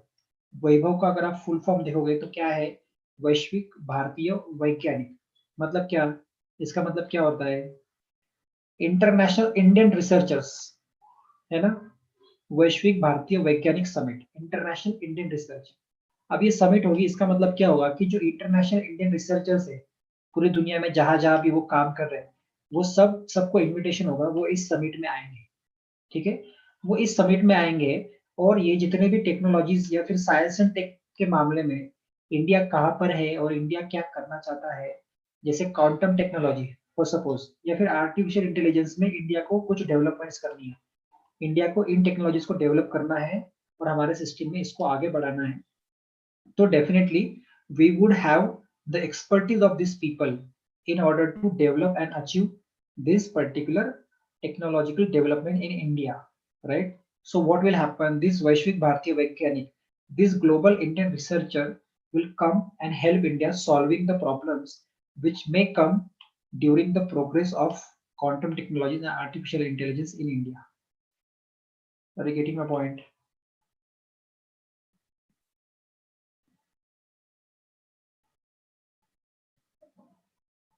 It is going to happen. Okay, चलो आप सिर्फ वैभव का पर्पज याद रखो, क्या है वैश्विक ग्लोबल वैज्ञानिक. Okay, what it does, it aims to bring out the comprehensive roadmap to leverage the expertise and knowledge of global Indian researchers for solving emerging challenges. Okay, इसी साल 2020 में, ये सितंबर का है, सितंबर का है, सितंबर का करंट अफेयर्स पढ़ रहे हैं ना बच्चों, हम सितंबर का करंट अफेयर्स पढ़ रहे हैं ना हम, अभी तक खत्म नहीं हुआ है हमारा सितंबर, और एक दो लेक्चर में हो जाएगा मोस्ट प्रोबेबली. फिर जब मैं अक्टूबर शुरू करूंगा तब मैं आपको बता दूंगा कि now we have started, we are done with सितंबर current affairs, now we have started October current affairs. Okay, that I will mention outrightly. Okay, you need not to worry about it. समझ में आ गया? और अभी हम कौन से month में हैं? अभी फिलहाल है हम नवंबर मंथ में. ठीक है, सितंबर का खत्म होने के बाद अक्टूबर में जाएंगे, अक्टूबर का खत्म होने के बाद नवंबर में आ जाएंगे. ठीक है, इसीलिए हम अभी 2 महीने पीछे चल रहे हैं. ठीक है, हम अभी 2 महीने पीछे चल रहे हैं, इसीलिए मैं फिलहाल करंट अफेयर्स ही लेकर आपका करंट अफेयर्स को कैच करने की कोशिश कर रहा हूँ. हिस्ट्री इसीलिए मैंने अभी तक स्टार्ट नहीं किया है. ठीक है, हमारे जब ऑफलाइन लेक्चर शुरू हो जाएंगे तब मैं हिस्ट्री तब से स्टार्ट करूंगा मोस्ट प्रोबेबली. ओके, तब तक हम करंट अफेयर्स को फास्टली कैच करने की कोशिश करेंगे ताकि हम हमारे एकदम लेटेस्ट करंट अफेयर्स तक आ जाए. जो पिछले हफ्ते में हुआ है पूरा, जो भी न्यूज पिछले हफ्ते में आई थी वो इस हफ्ते डिस्कस हो जाए, ऐसे ऐसे पॉइंट तक आना है हमें. ओके, चलो now let us move on to the next topic, and that is GMX 2020. ठीक है, see, military exercises, right? Military exercises are very important, whether it is military exercise or it is naval exercise, या फिर it is air force exercise. All the exercises are important from your NDA examination point of view. If you see the latest paper of NDA, you have questions based upon 2 exercises. 2 military exercises were asked into your recent latest question, latest examination of NDA. So this particular points, military or naval or air force exercise becomes very important from your exam point of view. Okay, and when we talk about September 2020, so this GMX 2020 has happened between India and Japan. Okay, so the 4th edition of biennial Indian and Japan naval exercise, that is GMX. ठीक है, समझ में आ गया? has started in Arabian Sea. Okay, has started in Arabian Sea. आपको अब 2 सवाल आ सकते हैं, यहाँ पे 2 सवाल आ सकते हैं इसी स्टेटमेंट से. सबसे पहले तो ये जिमनेक्स का कितना एडिशन था, ये इतना, वैसे ये इतना इंपॉर्टेंट नहीं है जितना इंपॉर्टेंट ये है कि इंडिया और जापान के बीच में जो अरेबियन सी में जो military exercise, sorry naval exercise हुई है उसका नाम क्या है. सो आपको याद होना चाहिए ये जीमेक्स है, या फिर आपको जीमेक्स दिया होगा क्वेश्चन में और आपको पूछा गया होगा कि जीमेक्स एक्सरसाइज कौन से 2 कंट्रीज के बीच में हुई है रिसेंटली. ठीक है, तो आपको पता होना चाहिए इंडिया और जापान इसका आंसर होगा. ठीक है, उसके बाद थर्ड क्वेश्चन क्या आ सकता है कि बाबा इंडिया और जापान के बीच में जो जीमेक्स एक्सरसाइज हुआ है वो कहाँ पे हुआ है. तो उस केस में आंसर क्या होगा, अरेबियन सी. समझ में आ गए? कितने टाइप के क्वेश्चन बन गए हैं कि यहाँ पे 3 to 4 टाइप के क्वेश्चन बन गए यही. ठीक है, एक ही स्टेटमेंट में, right? Addition, name of the countries, right, involved into the exercise, name of the exercise and its location. All the 4 things are very important as long as this maritime exercise is concerned. अब GMX का full form कैसे लेंगे आप? Japan India maritime exercise. ठीक है, Japan India maritime exercise. समझ में आ गया? ये है GMX, राइट? चलो तो ये बेसिकली क्या है, एक नेवल एक्सरसाइज है, ये भी याद रखो। पांचवा क्वेश्चन बन गया, देखो फोर्थ क्वेश्चन बन गया। अब आपको जीमेक्स पूछा जा सकता है कि ये मिलिट्री एक्सरसाइज था या ये नेवल एक्सरसाइज था या एयरफोर्स एक्सरसाइज था। तो ये एक नेवल एक्सरसाइज था, ये भी ऐसे भी सवाल आ सकता है। Okay guys, one statement but answer of all the four kind of questions that is possibly can be made from this particular news. Okay, so with this we will stop our news items here itself and we will now move on to the paper discussion. Okay, and that is next RIMC paper. This is the third RIMC paper which we will discuss today. At least 20 questions we will discuss for today's lecture. Okay, and the rest we will be discussing in our upcoming lectures. So let's, तब तक आप पहला question पढ़ो, मैं पानी वानी P लेता हूँ।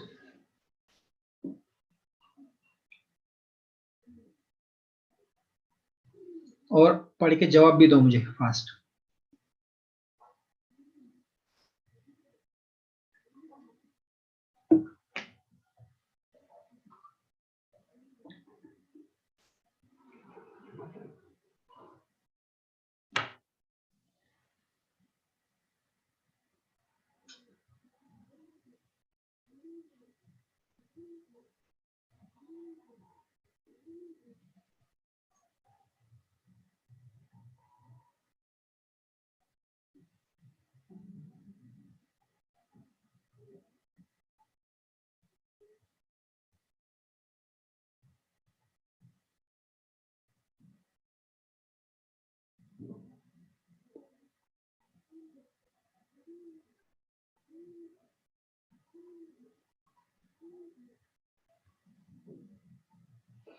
Okay, so answer to your first question should be D, Punjab.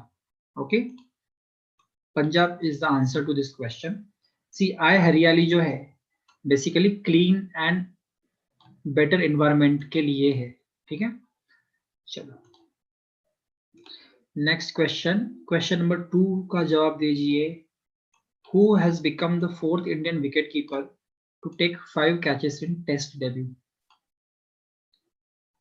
अब देखो ये बहुत ही इजी सवाल था ये वैसे, ठीक है, बहुत ही इजी सवाल है वैसे ये। इसमें आपको अगर पता नहीं भी हो आंसर तो भी आप आंसर दे सकते हैं, दैट इजी इट इज। आगे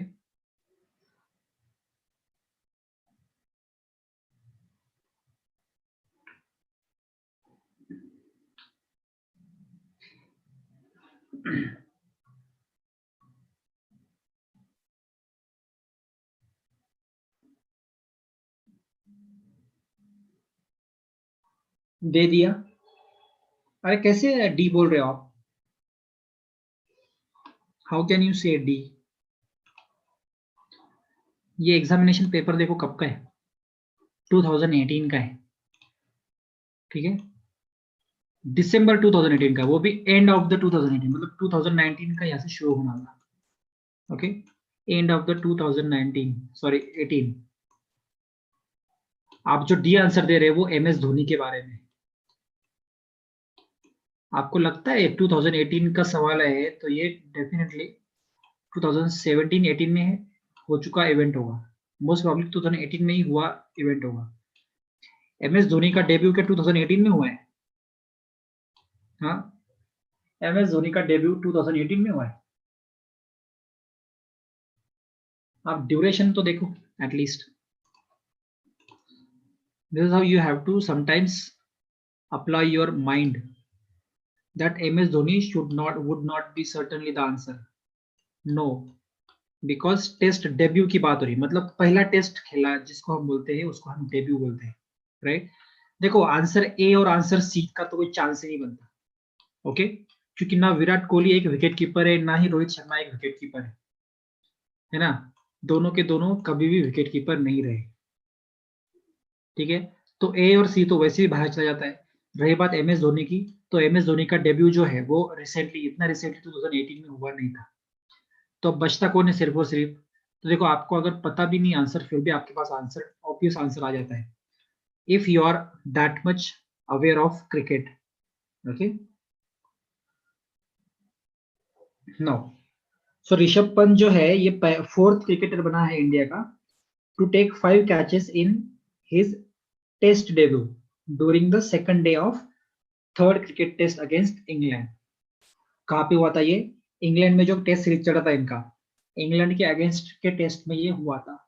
ठीक है, अब ये ऋषभ पंत जो है ये फोर्थ बना है ऐसा। अब फोर्थ बना है तो पहले तीन कौन थे हैं? पहले तीन जो है नरेन तम्हाने था।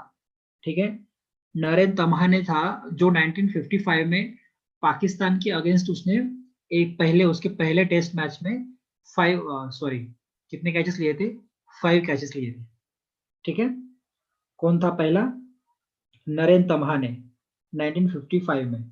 उसके बाद सेकंड था किरण मोरे। किरण मोरे जो था उसने अपने पहले टेस्ट मैच में 5 कैचेस लिए थे अगेंस्ट इंग्लैंड। ठीक है, वो हुआ था 1986 में। फिर 1986 के बाद जो है 2015 में ऐसा हुआ था, जो थर्ड प्लेयर था वो था नमन ओझा। ओके, नमन ओझा जो था उसने अपने पहले टेस्ट में 2015 में, जो कि श्रीलंका के अगेंस्ट खेल रहा था इंडिया, उसने 5 कैचेस लिए थे अपने पहले टेस्ट मैच में। ठीक है, और उसके बाद फोर्थ बना है ऋषभ पंत। ठीक है, फोर्थ बना है ऋषभ पंत इन 2018, जिसने इंग्लैंड के खिलाफ वाले टेस्ट मैच में पहले ही अपने टेस्ट मैच में 5 कैचेस लिए हैं। नहीं, एम एस धोनी नहीं है इस रिकॉर्ड में। ठीक है, एम एस धोनी का ये रिकॉर्ड नहीं है। क्या हुआ कौस्तुभ, फिर से बताओ, फिर से बताओ 4 प्लेयर्स। अच्छा, ध्यान से सुनो इसको, नोट डाउन कर लो लगा तो। मैंने पहला प्लेयर कहा नरेन, नरेन तम्हाने।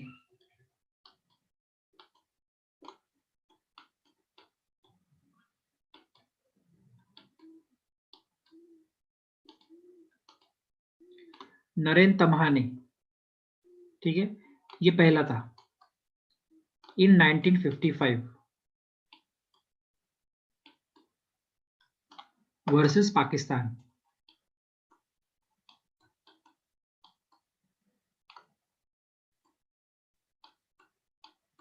पाकिस्तान के खिलाफ लिया था। ठीक है, सेकंड जो थे, सेकंड का नाम है किरण मोरे। किरण मोरे तो इजी है लिखना,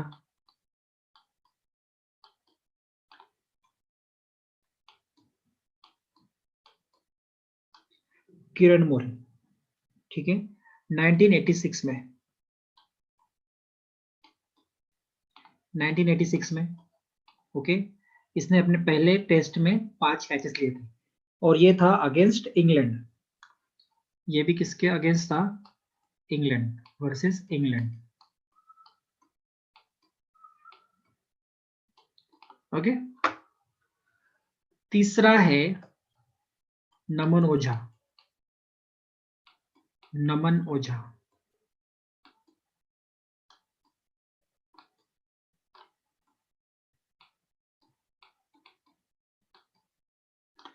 नमन ओझा लिखा। ये हुआ था 2015 में वर्सेस श्रीलंका। ठीक है, ये है तीसरा, ये था दूसरा, और ये है पहला। हो गया कौस्तुभ?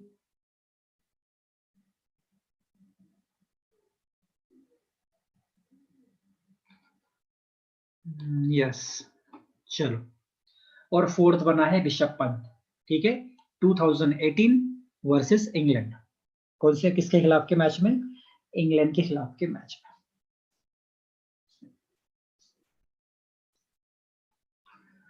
चलो, क्वेश्चन नंबर 3 पढ़ो और उसका आंसर दो।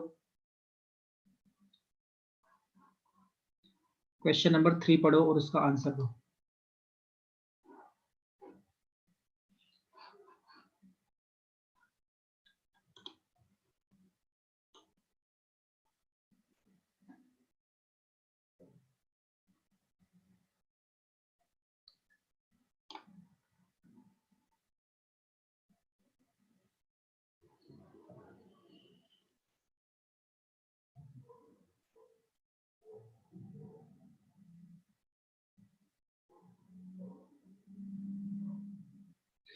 Yes.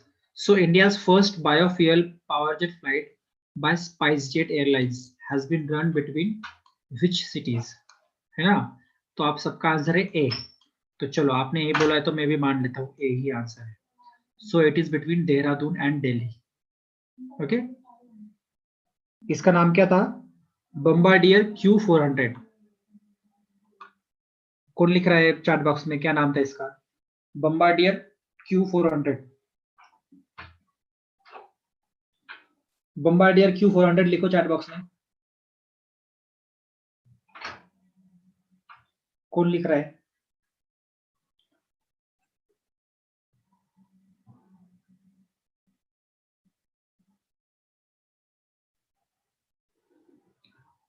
हाँ यस बॉम्बार्डियर. हाँ नाजिर ने जो लिखा है वो स्पेलिंग सही है. ठीक है Bombardier Q400 right. Yes Bombardier Q400 aircraft. ठीक है. So it is India's first test flight powered by biofuel jet. Okay चलो क्वेश्चन नंबर 4 पढ़ो और आंसर दो. क्वेश्चन नंबर 4 पढ़ो और आंसर दो.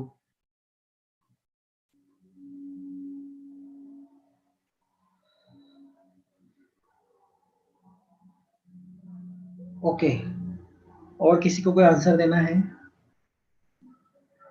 और कोई?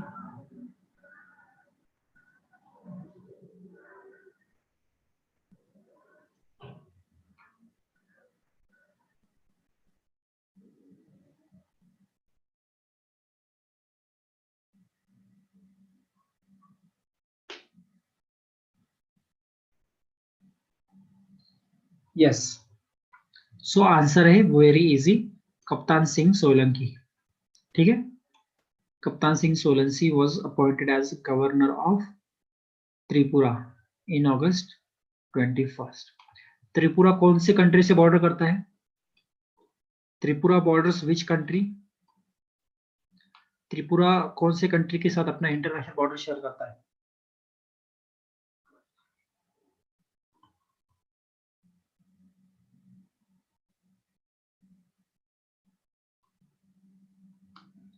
कौन बता रहा है?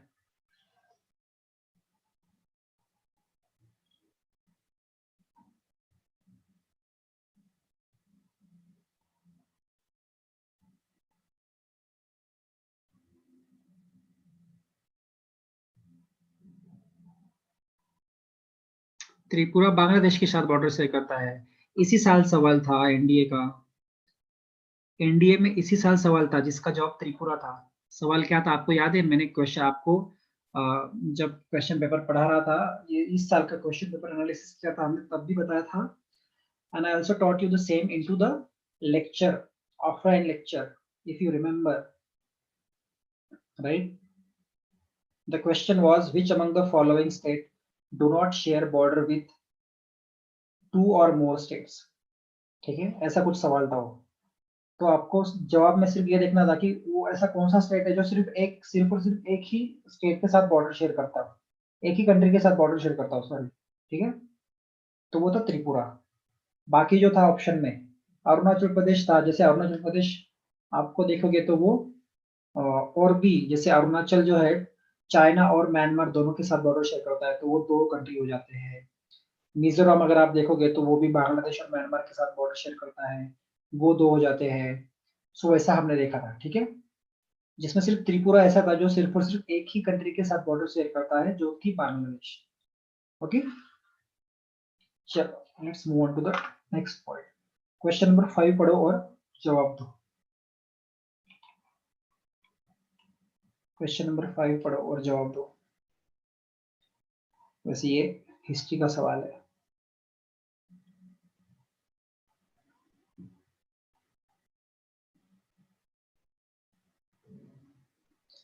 Okay B.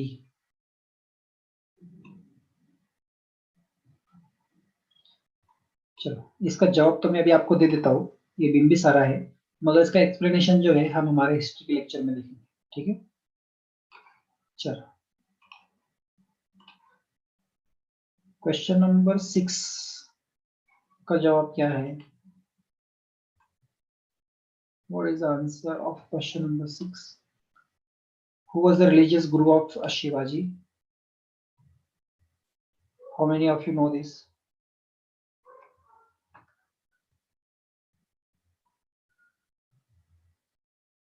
Okay, many of you know this, right? So the religious guru of Shivaji was Sant Ramdas. Okay, Sant Ramdas. He was a saint, philosopher, and poet. Okay, he was a saint, philosopher, and poet. He was the religious guru of Shivaji Maharaj. Okay. Now attend the question number 7. Attend the question number 7.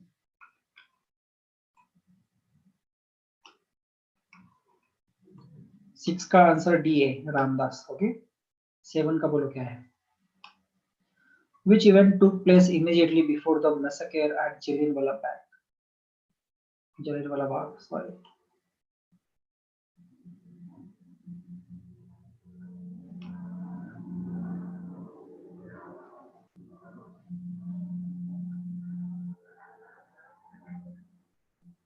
Jallianwala Bagh के just पहले कौन सा event हुआ था? मतलब जलियांवाला बाग, वो event की वजह से जलियांवाला बाग हुआ था. Very good. क्या आया था? रोलर एक्ट आया था, राइट? रोलर एक्ट आया था. हम क्या उम्मीद कर रहे थे 1919 में, 1918 में, 1919 में उम्मीद क्या कर रहे थे इंडियंस कि बाबा वर्ल्ड वॉर फर्स्ट हो गया है और वर्ल्ड वॉर फर्स्ट में जो है इंडियंस ने इनको सपोर्ट किया है, तो ये कुछ हमें अभी रिफॉर्म्स लाएंगे, है ना? तो हम उम्मीद कर रहे थे कि एक कुछ अच्छे रिफॉर्म्स कंट्री में आएंगे, ठीक है? मगर इन्होंने गाजर बता के, समझ में आ गया?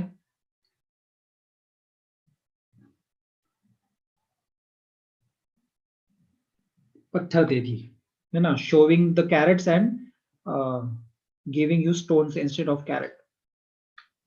इन्होंने क्या लाया? रोलर एक्ट लाया. रोलर एक्ट मतलब सप्रेस, काफी सारे लोगों को आप सप्रेस कर सकते थे रोलर एक्ट के, ठीक है? ये काफी काला कानून था जिसके खिलाफ इंडिया में फिर काफी ज्यादा प्रोटेस्ट हुए. और गांधी जी का भी वो नया नया टाइम था. गांधी जी तब नए नए एक्टिव हुए थे इंडिया में आके, ठीक है? गांधी जी ने फिर प्रोटेस्ट का यहाँ पर एक कॉल दिया, ठीक है? और जो वहां पे पंजाब में एक जगह है जलियांवाला, जहाँ पे सैफुद्दीन किचलू और ऐसे 2 एक्टिविस्ट थे हमारे, ठीक है? उनको अरेस्ट कर लिया गया था. उनके अरेस्ट के खिलाफ लोग यहाँ पर प्रोटेस्ट करने आए थे और वहां पर जो है उन पर फायरिंग की गई थी, ठीक है? उन पर डायरेक्टली फायरिंग कर दी गई थी और ये काफी most sad and black day of Indian history. Okay, वो कौन था जिसने फायरिंग ऑर्डर ऑर्डर की थी? वो कौन था? क्या नाम, किसी को पता है उसका नाम? कौन सा जनरल था वो?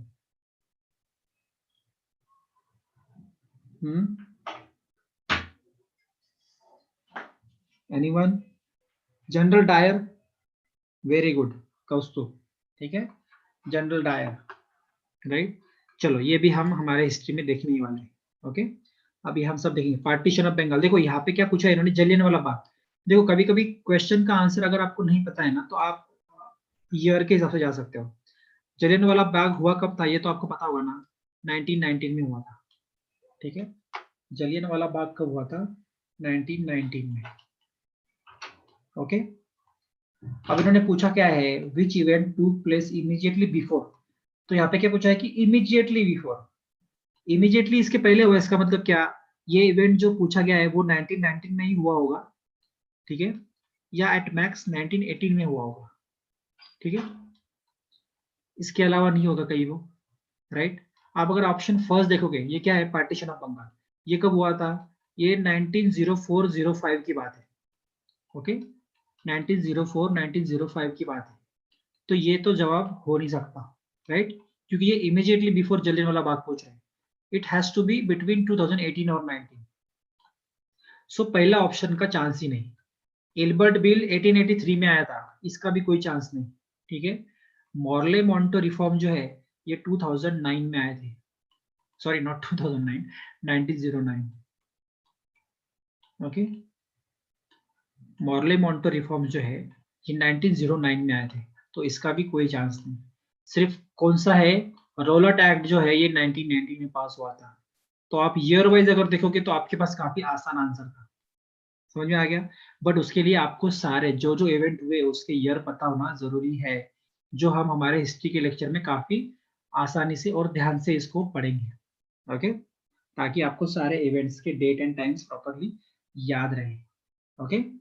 सो दैट ऐसे कोई क्वेश्चन आते हैं तो उसमें आप लॉजिक अप्लाई करके ये याद करके कि कौन सा इवेंट कब हुआ था आप आंसर दे सकोगे, ओके। चलो, give me the answer of question number 8।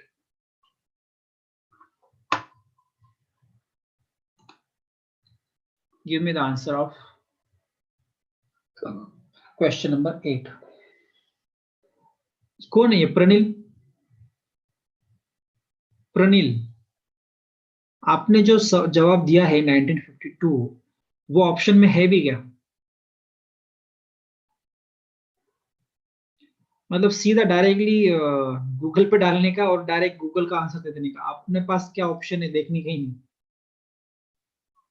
1952 जिसने मुझे आंसर दिया है, मुझे पहले ये बताओ 1952 ऑप्शन में है भी क्या?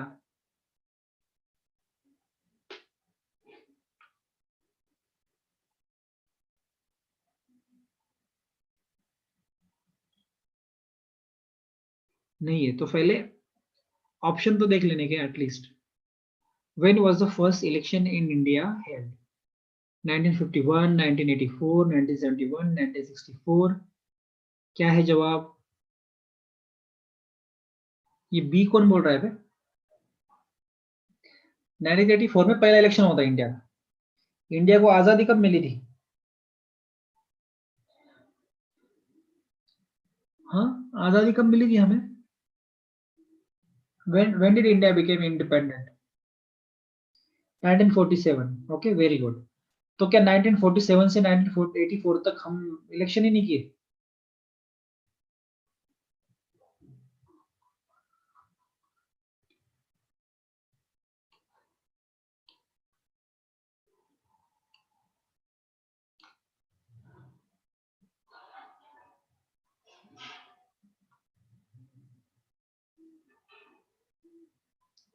Okay, Pranil, no problem. You might not be using Google, but I'm not telling you specifically.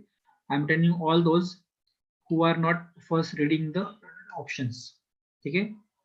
What I wanted to tell you is first read the options. Okay.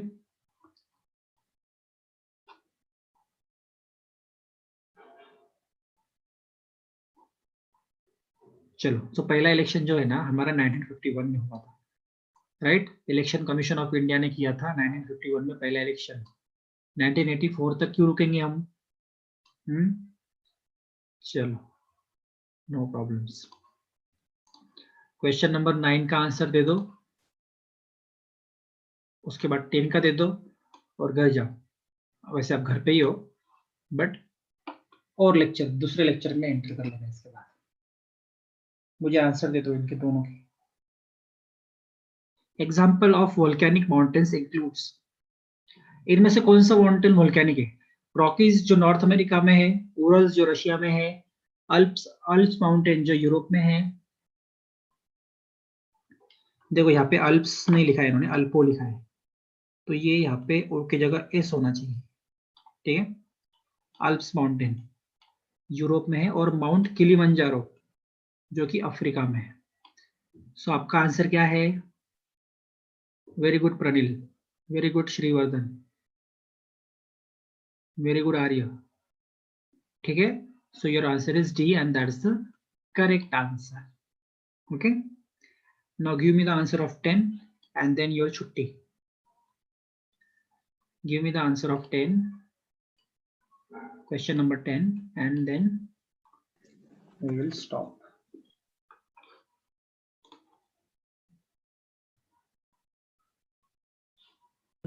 Parsec is the unit of measurement of what? Altaf sir 27 का। Hello hello. Hello जी, Altaf sir Shahrukh बात कर रहा हूँ। हाँ sir बोलिए। Sir आप 5 minute extend कर सकते हैं? 5 मिनट एक्सटेंड करना है क्या? जी हाँ ठीक है सर, कर लो। Thank you sir, thank you very much. Okay sir. Okay students, give me the answer of question number 10.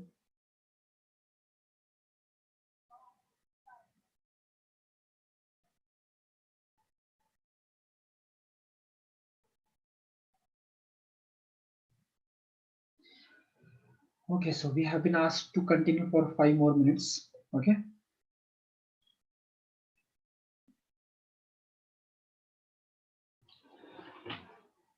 So parsec क्या बोला आपने? parsec का आंसर क्या बोला? Is a unit of. So many of you are telling me the answer C. Huh?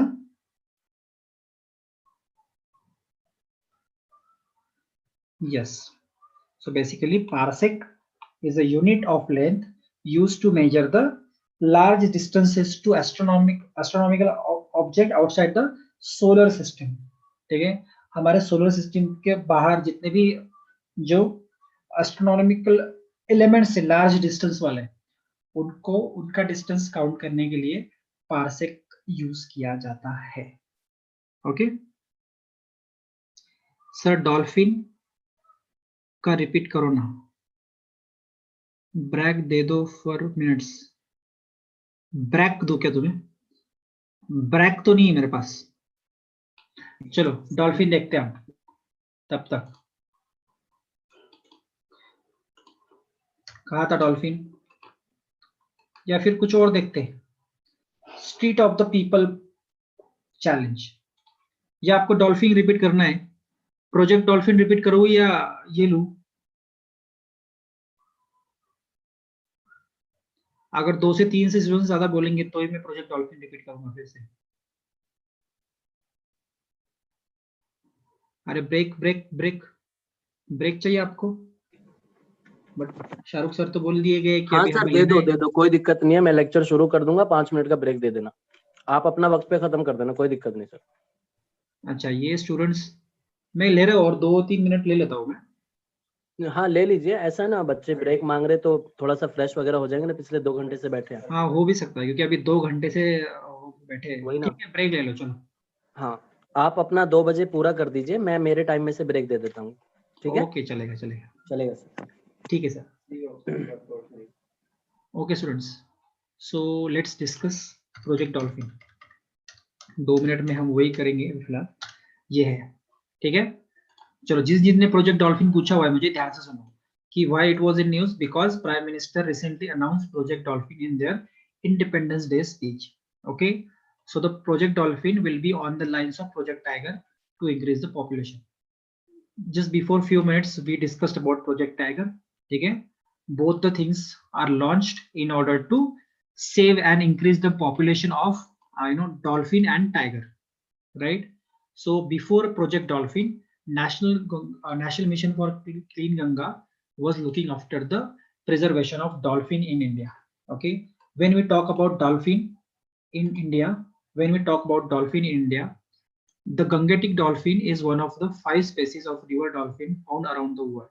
Okay, India में majorly which dolphin is found? India में if you see majorly the Gangetic dolphin is found. Why we are naming it as a Gangetic dolphin? Because it is majorly found in Ganga river basin. Okay, and apart from Ganga in South Asia, if you see, it is found in Brahmaputra and Meghna river system. Okay, so there are total 5 species of river dolphin in the world. Okay, I'm not talking about ocean dolphins, there are other ocean dolphins as well, but when we specifically talk about river dolphins, there are 5 species of river dolphins across the world, and out of those 5, in India it is the Gangetic dolphin. Okay, now it is endangered, its status is endangered under the IUCN Red List. Now endangered means it is at the verge of extinction. Yesterday only we saw this terminology, that endangered means it is on the verge of extinction. If we do not, if we do not take concrete measures in order to save this species, we will be losing it in our future. Okay, So that's why Project Dolphin has been launched in order to save the endangered species of recongreting dolphin. Fine, समझ में आ गया सबको? In short, चलो. Okay, fine. So okay, we are done with our time. Okay, so I'll see you tomorrow. Okay, with another news items.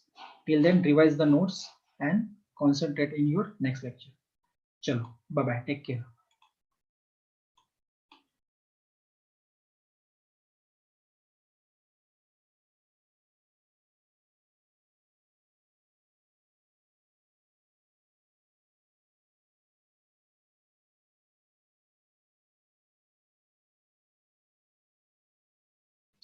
Altaf sir